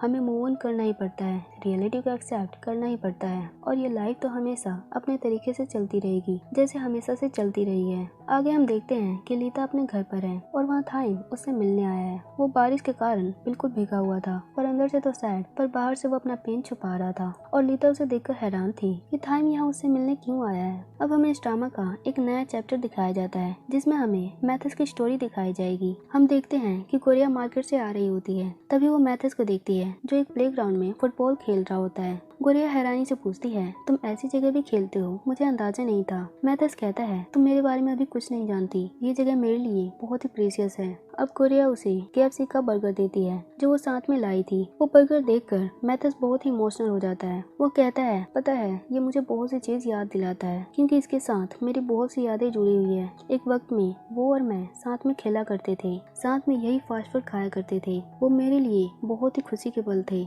गोरिया कहती है तुम एक हार्ट ब्रोकन इंसान की तरह बातें क्यों कर रहे हो, क्या तुम्हारा भी कभी दिल टूटा है, क्या तुम्हारा भी ब्रेकअप हुआ है। मैथस उसे हाँ कहता है जिसे सुनकर गोरिया हैरान हो जाती है कि इतने ब्रेव इंसान मैथस का भी दिल टूट चुका है, वो भी कभी प्यार में था। हमें अब मैथस की स्टोरी भी थाइम और गुरिया की स्टोरी के बाद लास्ट में दिखाया जाएगा कि मैथस की लाइफ में वो गर्ल कौन थी, वो उसे कैसे मिला था, और अब थाइम लीता से क्या कहने वाला है। क्या वो गुरिया और अपनी स्टोरी उसे बता देगा या वो कुछ और कहेगा। देखा, गुरिया थाइम को उसके बोलने को कहती है। थाइम उससे बहुत रिक्वेस्ट करता है पर फिर भी वो नहीं मानती। असलियत में गुरिया थाइम को ट्रबल में नहीं डालना चाहती, इसीलिए वो थाइम को बोलने का डिसाइड करती है और थाइम लीता से मिलने जाता है। लीता कंफ्यूज थी कि थाइम उसे मिलने क्यों आया है। अब आगे हम कैनिंग को देखते हैं जो फ्लावर शॉप पे थी। वहाँ उसके ओनर और कैनिंग दोनों बारिश के मौसम के कारण परेशान थे, क्योंकि ज्यादा बारिश के कारण उनके ऑर्डर्स आना कम हो सकते थे। वहाँ ओनर कहते हैं 1 साल बीत गए, पता भी नहीं चला। कैनिंग, ये टीनेजर के दिन बहुत ही प्रीशियस होते हैं, इसे खुलकर एंजॉय करो, क्योंकि बाद में हमारे पास सिर्फ इसकी यादें होती है। कैनिंग कहती है मैं कंफ्यूज हूँ, मैं क्या करूँ, हमें एहसास भी नहीं होता और हमारी एक छोटी सी मिस्टेक इतनी बड़ी बन जाती है कि हम उसे कंट्रोल भी नहीं कर पाते।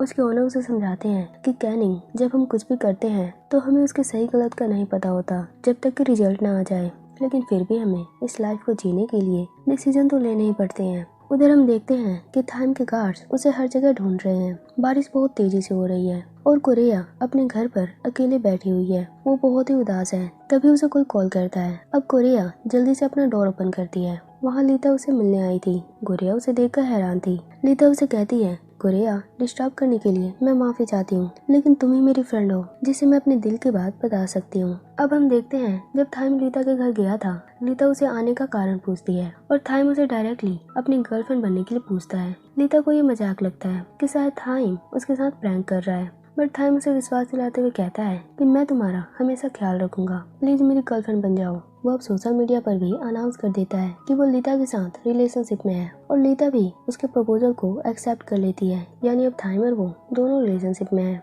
सोशल मीडिया पर अब हर कोई उनकी रिलेशनशिप की तारीफ कर रहा होता है। गुरिया ये देखकर अंदर ही अंदर टूट चुकी थी, पर वो लीता से अपनी फीलिंग्स के बारे में कुछ भी नहीं कहती, बल्कि उसे कांग्रेचुलेट करती है।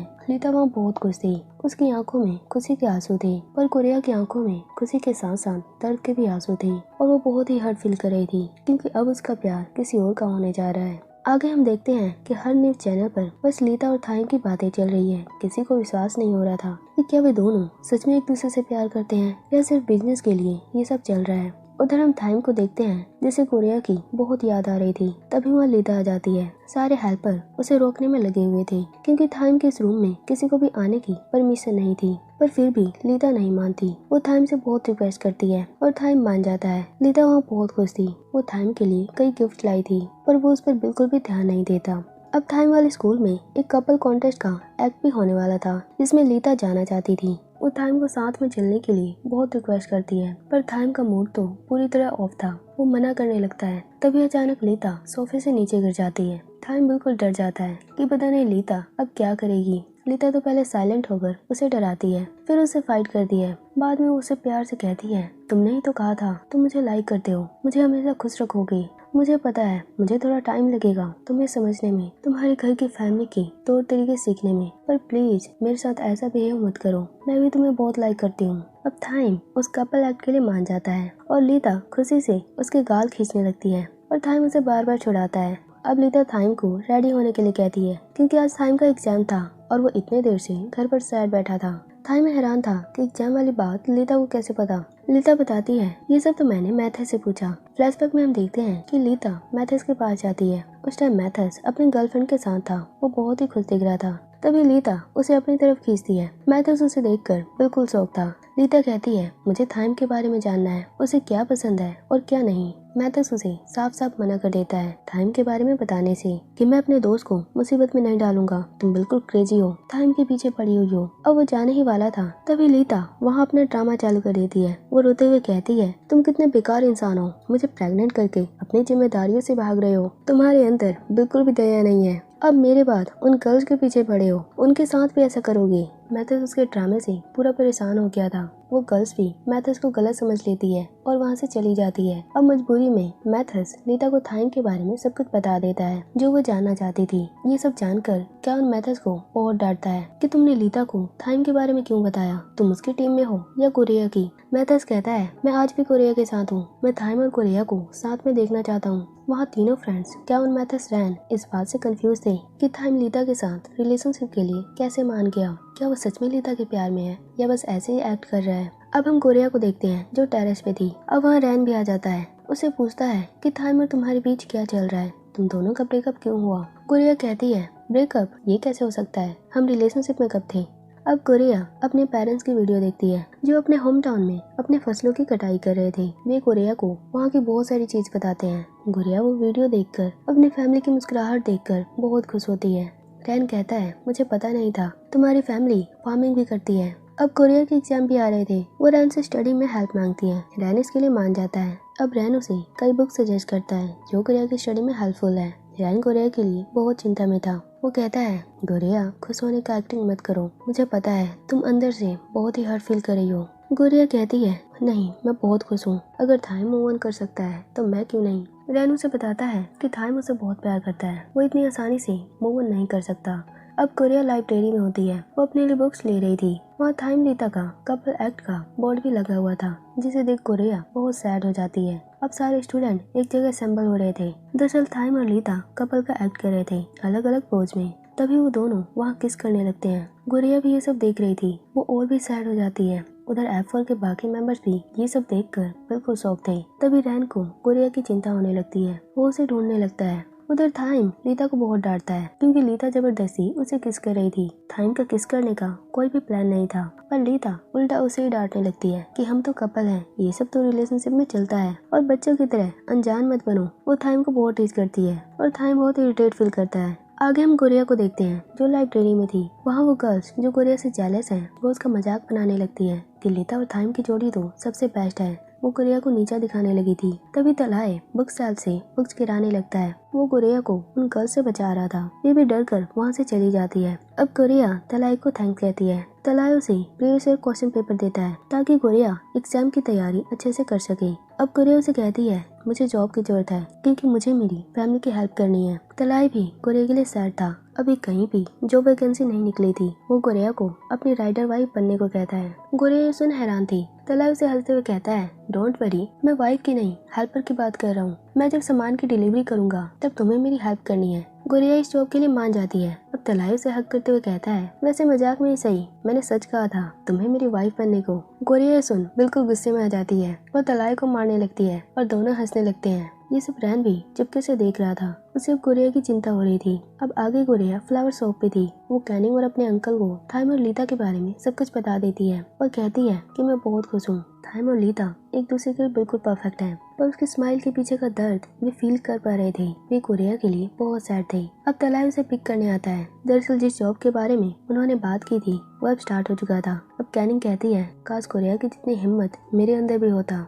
वो बहुत ही ब्रेव गर्ल है। उसके अंकल बताते हैं अब सीनियर्स के एग्जाम यानी F4 के एग्जाम कल खत्म हो जाएंगे। मैं भी अब F4 का फैन बन चुका हूँ। वैसे कैनिंग तुम्हें जो भी करना है जल्दी करो क्योंकि बाद में हम सिर्फ पछताते हैं अपने पास्ट को याद करके।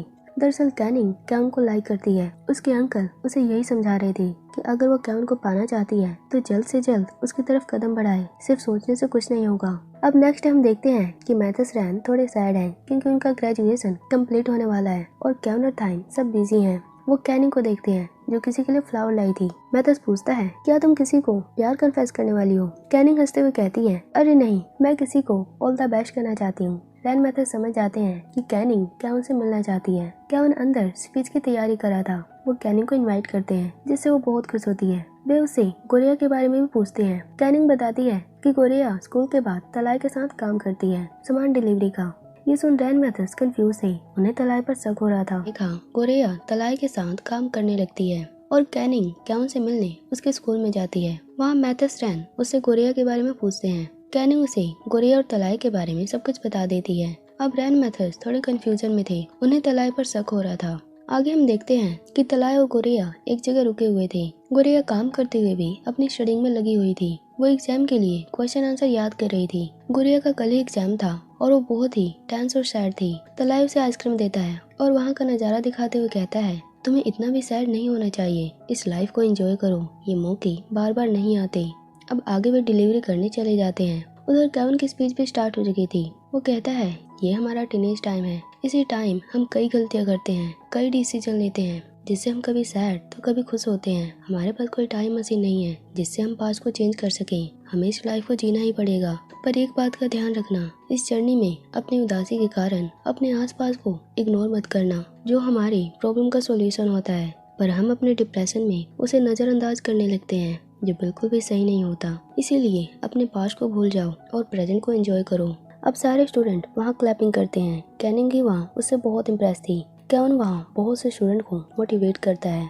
अब हम देखते हैं लीता थाइम को शॉपिंग के लिए लेकर जाती है, पर थाइम बिल्कुल भी खुश नहीं था। उधर कोरिया भी तलाय के साथ कई जगह जाती है सामान की डिलीवरी करने। वे काम के साथ साथ सफर को भी एंजॉय कर रहे थे। अब एक जगह केविन की मोटिवेशन स्पीच का बोर्ड लगा हुआ था जिस पे लिखा था, अपने पास्ट को भूलकर प्रेजेंट को एक्सेप्ट करो। गोरिया ये पढ़कर उदास हो गई थी। वो कहती है, तलाय, क्या कोई सच में अपना पास्ट भूल सकता है? मुझे नहीं लगता कि मैं ये कर सकती हूँ। उधर लीता शॉपिंग करके बहुत ही खुश थी। वो और भी शॉपिंग करने वाली थी, पर थाइम मना करने लगता है क्योंकि वो वहाँ से जाना चाहता था। लेकिन लीता जिद करने लगती है कि मैं अपनी शॉपिंग पूरी करके रहूंगी। अब थाइम को उसकी जिद के आगे झुकना ही पड़ता है। लीता फिर से उसके गले लगती है क्योंकि वो बहुत खुश थी और थाइम फिर से उसे दूर जाने लगता है। अब वो शॉपिंग करने चली जाती है। थाइम वहीं उसका वेट करने लगता है।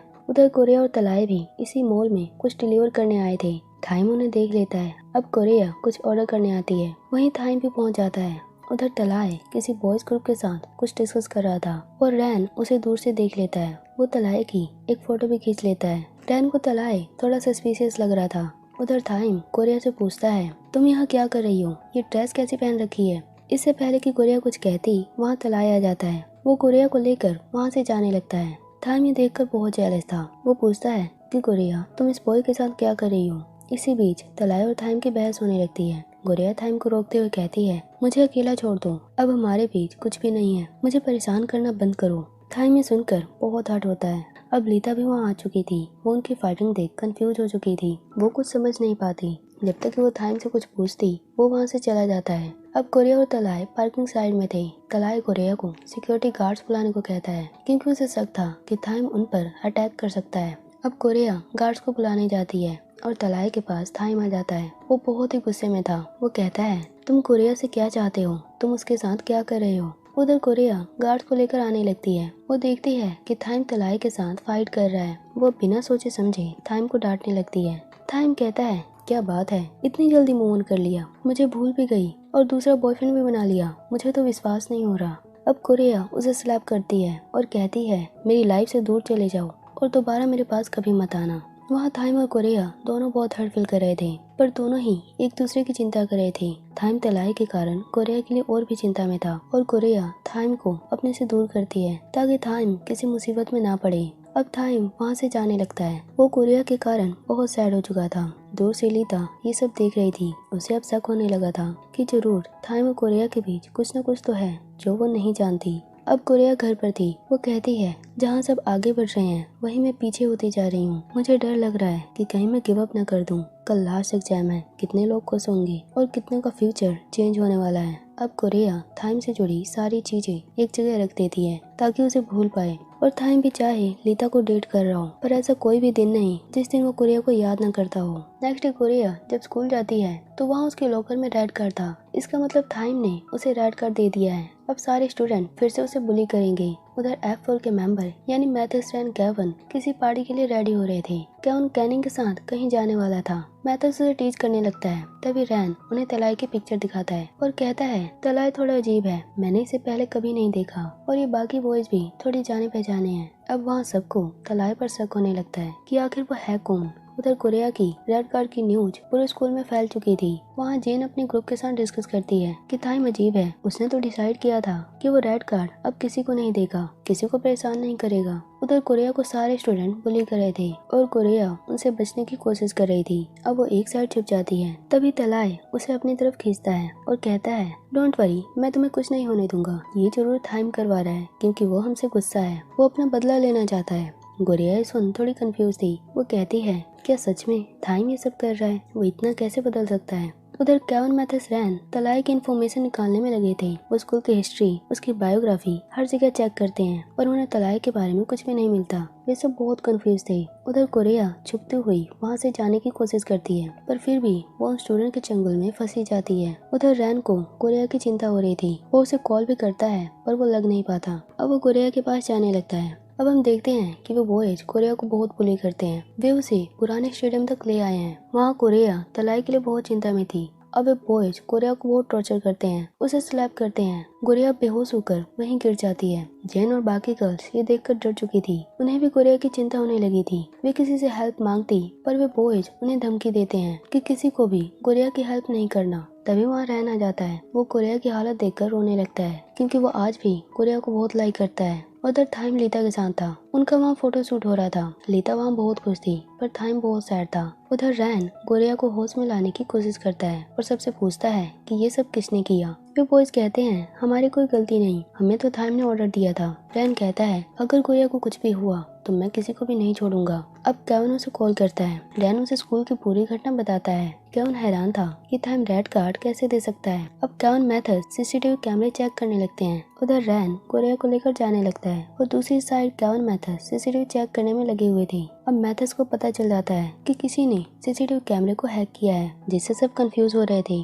उधर रैन कोरिया को कार में बैठाता है। वो बहुत ही सैड था। अब केविन उसे कॉल करता है। वो उसे बताने ही वाला था कि तलाई ही हर चीज का कारण है। उसी ने रेड कार्ड कोरिया के लॉकर में रखा था। पर रैन जब तक ये सुन पाता, वहाँ तलाई आकर पीछे से वार करता है और रैन बेहोश होकर गिर जाता है। तलाई अपने बॉयज ग्रुप के साथ था जो कोरिया को बुली कर रहे थे। अब हम थाइम को देखते हैं जो बहुत ही उदास था। अब वहाँ लीता आती है जो उसे बिस्किट खाने को देती है। थाइम ने देखकर हैरान था। लीता कहती है, ये मैंने अपने हाथों से बनाया है क्योंकि मैंने तुम्हें देखा था जब तुम छुपकर कुछ बिस्किट खा रहे थे। शायद वो कोई खास इंसान है जिसने वो तुम्हारे लिए बनाया। वैसे मैं अपनी पूरी कोशिश करूंगी तुम्हारे दिल में अपनी जगह बनाने में, अपने रिलेशनशिप को अच्छा करने में। थाइम लीता की बातें सुन बहुत ही हैरान था। अब वहाँ सारे कपल डांस करने लगते हैं। लीता भी थाइम के साथ डांस के लिए बहुत ही एक्साइटेड थी। तभी थाइम अपना फोन चेक करता है। उधर तलाय कोरिया को लेकर किसी पुराने हाउस में था। कोरिया के हाथ पैर बंधे हुए थे। वो अब कोरिया की पिक्चर थाइम के पास भेजता है। थाइम जब ये देखता है तो वो शॉक्ड हो चुका था। तलाय ने लिखा था, अगर कोरिया को बचाना है तो अकेले इस एड्रेस पे आ जाओ। अब थाइम बहुत ही चिंता में था। वो वहाँ से दौड़ते हुए जाने लगता है। लीता उसे पूछती भी है कि तुम कहाँ जा रहे हो, पर वो कुछ भी नहीं बोलता। हड़बड़ी में थाइम के हाथों से लीता के बिस्किट गिर गए थे, जिससे लीता बहुत सैड हो जाती है। उधर थाइम पूरी कोशिश में था कि वो जल्द से जल्द कोरिया के पास पहुंच जाए और उसे बचा ले। अब हम मैथ्यूस की स्टोरी देखते हैं। वो कोरिया को बताता है कि ये लास्ट ईयर की बात है। मैं इसी पार्क में बैठा था। कई यंगस्टर फुटबॉल खेल रहे थे। तभी एक टीम का बॉय घायल हो जाता है। उस टीम की गर्ल थोड़ी चिंता में पड़ जाती है क्योंकि वो हारना नहीं चाहती थी। मैं भी साइड में ही था। वो गर्ल मुझे अपनी टीम में इनवाइट करती है। मैं भी उसके साथ खेलने लगता हूँ। वहाँ कोई भी मेरे बारे में नहीं जानता था। मैं वहाँ बहुत अच्छे से खेला और उस गर्ल की टीम जीत गई। सब मेरे कारण बहुत ही खुश थे, मुझे हीरो समझ रहे थे। आगे वो गर्ल और मैं साथ में बैठते हैं। वो बताती है कि उसका नाम ओम है। वो भी मुझसे मेरे बारे में पूछती है कि मेरा नाम क्या है, मेरे इतने बड़े बाल क्यों हैं। मैं अपना नाम उसे बता देता हूँ। तभी उसका खाने का ऑर्डर वहाँ आ जाता है जो उसने बुक किया था। उसकी पूरी टीम उस फास्ट फूड को एंजॉय करती है। ओम भी मुझे ज्वाइन करने को कहती है और बोलती है, अगर पैसे सेव करना चाहते हो तो रोज हमारे साथ यहाँ खेल सकते हो। ओम और बाकी प्लेयर्स सब वहाँ बहुत खुश थे, लेकिन किसी को भी मैथ्यूस की असलियत का पता नहीं था। वो भी वहाँ किसी को अपना सच नहीं बताता और उनके साथ एंजॉय करने लगता है। अब मैथ्यूस और ओम की स्टोरी में आगे क्या होगा और अब क्या थाइम गोरिया को बचा पाएगा और तलाय ने गोरिया को बंदा क्यों बनाया? वो क्या तलाय गोरिया को किडनैप कर लेता है। वो थाइम को एक एड्रेस पर बुलाता है और थाइम भी गोरिया के लिए बहुत चिंता में था। वो पूरी कोशिश में था कि जल्द से जल्द गोरिया को बचा ले। आगे हम देखते हैं कि गोरिया को होश आ चुका है। वो अपने आप को सुनसान जगह देखकर हैरान थी। वहाँ एक बोर्ड पर कई स्टूडेंट के पिक्चर लगे थे जिन्हें थाइम ने हर्ट किया था। अब गोरिया उन बॉय से कहती है कि तुम मेरे साथ ये सब क्यों कर रहे हो, मुझे बंदी क्यों बना रखा है। तभी पीछे से तलाय आता है और कहता है मैं बताता हूँ, क्योंकि मैं थाइम को सबक सिखाना चाहता हूँ, उसे रियलाइज करवाना चाहता हूँ कि अपनों का खोने का दर्द क्या होता है। गुड़िया तलाई को देख बहुत हैरान थी कि उसने उस पर इतना विश्वास किया, फिर भी वो ऐसा इंसान निकला। तलाई कहता है गुड़िया मुझे गलत मत समझना, बस कुछ देर की बात है, फिर सब कुछ ठीक हो जाएगा। उधर थाइम पूरी स्पीड में गुड़िया के पास आने की कोशिश कर रहा था। क्या उसे कॉल कर तलाई की सच्चाई बताता है कि उसी ने फेक रेड कार्ड गुड़िया को दिया था और उसने रैन को भी घायल कर दिया है। मैथस उसे बताता है कि तलाई कहीं न कहीं फूफा नाम के स्टूडेंट से जुड़ा हुआ है और तलाई के ग्रुप में जो बॉयज हैं वे हमारे एंटी फैंस हैं, जिनको हमने बुली किया था, अब वे हमसे बदला ले रहे हैं। उधर तलाई गुड़िया को अपनी स्टोरी बताता है कि वो थाइम से नफरत क्यों करता है। दरअसल फूफा नाम का जो स्टूडेंट था उसे भी एक टाइम F4 ने रेड कार्ड दिया था और फूफा F4 को एक्सपोज करने वाला था और बाहरी दुनिया को उनकी सच्चाई बताने वाला था, पर F4 ने उसे बहुत टॉर्चर किया था। अब हम फ्लैशबैक में तलाई का बचपन देखते हैं कि तलाई एक अनाथ बच्चा था जिसका इस दुनिया में कोई नहीं था। सारे बच्चे उसे बुली करते थे, वो भी उनसे तंग आ चुका था। एक बार तलाई भी नाइफ लेकर उन बच्चों पर हमला करने चल देता है, पर तभी वहाँ फूफा आ जाता है जो उसको सही राह पर लाता है, उसे समझाता है कि ये सब गलत है। फूफा अपनी जान को जोखिम में डालकर तलाई को बचाता है, उसे अपने घर पर लाता है, उसकी केयर करता है। फूफा तलाई को बिल्कुल एक ब्रदर की तरह ट्रीट करता है। इस तरह फूफा की फैमिली भी तलाई की भी फैमिली बन जाती है। अब तलाई कहता है फूफा बहुत ही काइंड हार्टेड बॉय था, मुझे नहीं लगता था कि उसका कोई दुश्मन भी हो सकता है, पर F4 ने उसको बर्बाद कर दिया। आगे हम देखते हैं कि तलाई को हैकिंग में बहुत इंटरेस्ट था। वो थाइम के स्कूल में भी डेटा हैक करके आया था। वो अपने घर पर भी फूफा के डैड की बहुत हेल्प करता था, फैक्ट्री के कंप्यूटर के वायरस और बग्स को हटाता था। सब उससे बहुत इम्प्रेस थे। एक बार फूफा के डैड के सिक्योरिटी गार्ड्स तलाई को बंदी बना लेते हैं। दरअसल वे गार्ड्स सबको धोखा देने वाले थे, जिससे फूफा की फैमिली करप्ट भी हो सकती थी। वे गार्ड्स तलाई को उनका सारा डेटा हैक करने को कहते हैं। तलाई ये सब नहीं करना चाहता था, वो उन्हें चकमा देने की भी कोशिश करता है, पर वे गार्ड्स उसे बहुत मारते हैं। तभी फूफा उसे बचाने आ जाता है। तलाई कहता है तुम बिल्कुल पागल हो, किसी को भी साथ लेकर नहीं आए। अब वे किसी तरह उनसे बचने की कोशिश करते हैं। अब वहाँ पुलिस भी आ चुकी थी। वे गार्ड्स भागने लगते हैं। वे अपने खिलाफ सारे सबूत मिटाने वाले थे, पर फूफा उन्हें ऐसा करने नहीं देता और वो गार्ड फूफा को नाइफ से मारने ही वाला था। तभी बीच में तलाई आ जाता है और नाइफ उसको लग जाती है। अब गार्ड तो वहाँ से भाग जाता है, पर वे दोनों अब परेशान हो चुके थे। अब फूफा उसकी ब्लीडिंग रोकने के लिए कुछ ढूंढने लगता है। उसके हाथ में सिर्फ टेप आता है। तलाई कहता है नहीं, तुम ऐसा नहीं कर सकते, इस टेप से ब्लीडिंग रोकोगे। तलाई मना करने लगता है, पर फूफा उसे टेप लगा कर ही रहता है। आगे वे हॉस्पिटल में थे। तलाई, फूफा, उसके डैड सब बहुत खुश थे। उसके डैड तलाई और फूफा की बहुत तारीफ करते हैं, क्योंकि दोनों भाई एक दूसरे से बहुत प्यार करते हैं, एक दूसरे के लिए कुछ भी कर सकते हैं।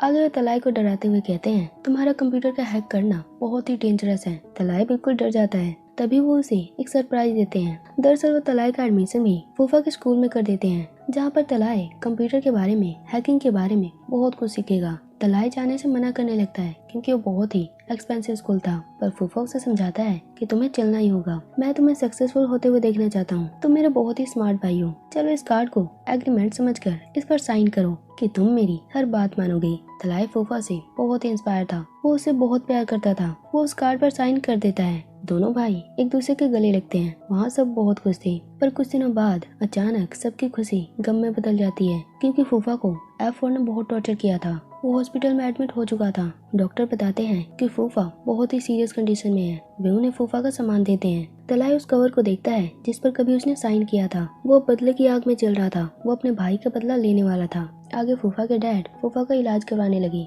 उन्होंने F4 के खिलाफ केस भी लड़ा, पर कोई भी लॉयर, कोई भी विटनेस गवाही देने नहीं आया। सब F4 से डरते थे और फूफा का इलाज भी बहुत ही कॉस्टली था, जिस कारण उसके डैड दिवालिया हो गए। फैक्ट्री बंद हो गई। वे लोन में, कर्जे में डूब गए। उनका साथ देने वाला वहाँ कोई नहीं था। ये सब तलाई गुड़िया को बता रहा था। आगे वो कहता है मैं F4 से नफरत करता हूँ। उनसे बदला लेने के लिए मैं स्कूल में आया। फूफा के सीट पर अपनी इंफॉर्मेशन डाल दिया, यहाँ का डेटा हैक करके। लेकिन जब तक मैं आया टाइम बदल चुका था। उसने डेड कार्ड देना, फाइटिंग करना सब कुछ बंद कर दिया था। लेकिन मैं उसे ऐसे नहीं जाने देता। मैंने उन स्टूडेंट को अपनी तरफ अट्रैक्ट किया जो F4 से नफरत करते थे, और अपना ग्रुप बनाकर कई प्लान बनाए। तुम्हें अपना फ्रेंड बनाया, फेक रेड कार्ड दिया। पर गुड़िया, जहाँ तक मैं जानता हूँ तुम तो F4 से नफरत करती थी। उनके खिलाफ लड़ने की हिम्मत सिर्फ तुम्हारे अंदर थी, पर तुमने उन्हें माफ कैसे कर दिया? टाइम तुम्हें बुद्धू बना रहा है, अपने बातों में बहला फुसला रहा है। तुम अभी भी हमारी साइड आ सकती हो टाइम से बदला लेने, पर गुड़िया मना कर देती है। वो उसे डांटते हुए कहती है मैं तुम्हारा दर्द समझ सकती हूँ, पर बदला लेने का ये तरीका बिल्कुल भी सही नहीं है। अब टाइम बदल चुका है, उसे अपनी गलती का पछतावा है। फ्लैशबैक में हम देखते हैं जब कोरिया तलाय मॉल में थे, जब टाइम तलाय को डांट रहा था और कोरिया गार्ड्स को बुलाने गई थी, तब उनके आते ही तलाय ऐसे एक्टिंग करता है जैसे टाइम ने उसे मारा हो, पर रियलिटी में टाइम ने उसे कुछ भी नहीं किया था। उल्टा तलाय ही टाइम को फाइटिंग के लिए उकसा रहा था। पर कोरिया टाइम को गलत समझ लेती है और टाइम को बहुत डांटती है। अब कोरिया तलाय को कहती है, मुझे तो अपने आप पर गुस्सा आ रहा है, मैं तुम्हारे प्लान को क्यों नहीं समझ पाई। तुम टाइम से बदला लेने के लिए उसकी इमेज भी काट रहे हो। कोरिया तलाय को समझाती है कि दुश्मनी छोड़ दो, इस प्रॉब्लम का दूसरा सोल्यूशन भी हो सकता है। पर तलाय बहुत ही गुस्से में था। वो कहता है, मैं इतना आगे आकर पीछे नहीं जा सकता, और चाहे टाइम बदल चुका है पर उसकी पिछली गलतियों को मैं माफ नहीं कर सकता, उसे उसकी कीमत चुकानी पड़ेगी। अब टाइम भी वहाँ पहुँच चुका था। टाइम कहता है, तलाय तुम क्या चाहते हो। तलाय कहता है, ये सब तुम्हारे कारण है। क्या तुम्हारे अंदर हिम्मत है अपनी गलतियों को एडमिट करने की कि तुमने रेड कार्ड का गेम खेला, कितने बच्चों का लाइफ डिस्ट्रॉय कर दिया, उनके साथ साथ उनकी फैमिली भी बर्बाद हो गई। टाइम वहाँ अपनी गलतियों को मान लेता है और तलाय से माफी मांगता है, पर तलाय और बाकी बॉयज उसे पकड़ लेते हैं और उसे बहुत टॉर्चर करते हैं। कोरिया तलाय को बहुत समझाती है कि तुम ऐसा नहीं कर सकते। मैं जानती हूँ तलाय, तुम अच्छे इंसान हो। तुम्हारा भाई फूफा भी तुम्हें इसीलिए लाइक करता था क्योंकि तुम एक अच्छे दिल के इंसान हो। अगर फूफा यहाँ होता तो वो ये सब नहीं करने देता। तलाय भी कोरिया की बातों से इमोशनल होने लगा था, पर वो अपना बदला किसी भी कीमत पर लेना चाहता था। टाइम वहाँ उन्हें पलटकर वार नहीं करता क्योंकि उसे अपनी गलतियों का रियलाइज हो चुका था। वहाँ तलाय कभी इमोशनल होता था तो कभी उसे मारता। वो बिल्कुल पागल हो चुका था। उसके ग्रुप के बॉयज को भी अब समझ आ चुका था कि टाइम बदल चुका है। वे टाइम को माफ कर देते हैं पर तलाय नहीं। अब तलाय टाइम को जान से मारने वाला था। सब उसे रोकने की कोशिश करते हैं पर वो नहीं रुकता। अब वो एक चेयर से टाइम पर वार करता है, पर तभी कोरिया आकर टाइम को बचा लेती है। यानी तलाय ने जो वार किया था वो टाइम की जगह कोरिया को लग गया था। अब कोरिया बेहोश हो जाती है। तलाय ये देखकर रोने लगता है क्योंकि वो कोरिया को हर्ट नहीं करना चाहता था। उसने टाइम के चक्कर में कोरिया को घायल कर दिया। वो अपनी गलती पर पछता रहा था। वहाँ सबकी आंखों में आंसू आ चुके थे। अब आगे हम देखते हैं कि कोरिया हॉस्पिटल में है। कुछ देर बाद जब उसे होश आता है, कैनिंग उसका हालचाल पूछती है। अब कोरिया उसे टाइम के बारे में पूछती है। कैनिंग ये सुन बहुत सैड हो जाती है। अब कोरिया को चिंता होने लगती है। वो अब जल्दी जल्दी टाइम को ढूंढने लगती है। अब आगे क्या होगा नेक्स्ट पार्ट में देखेंगे।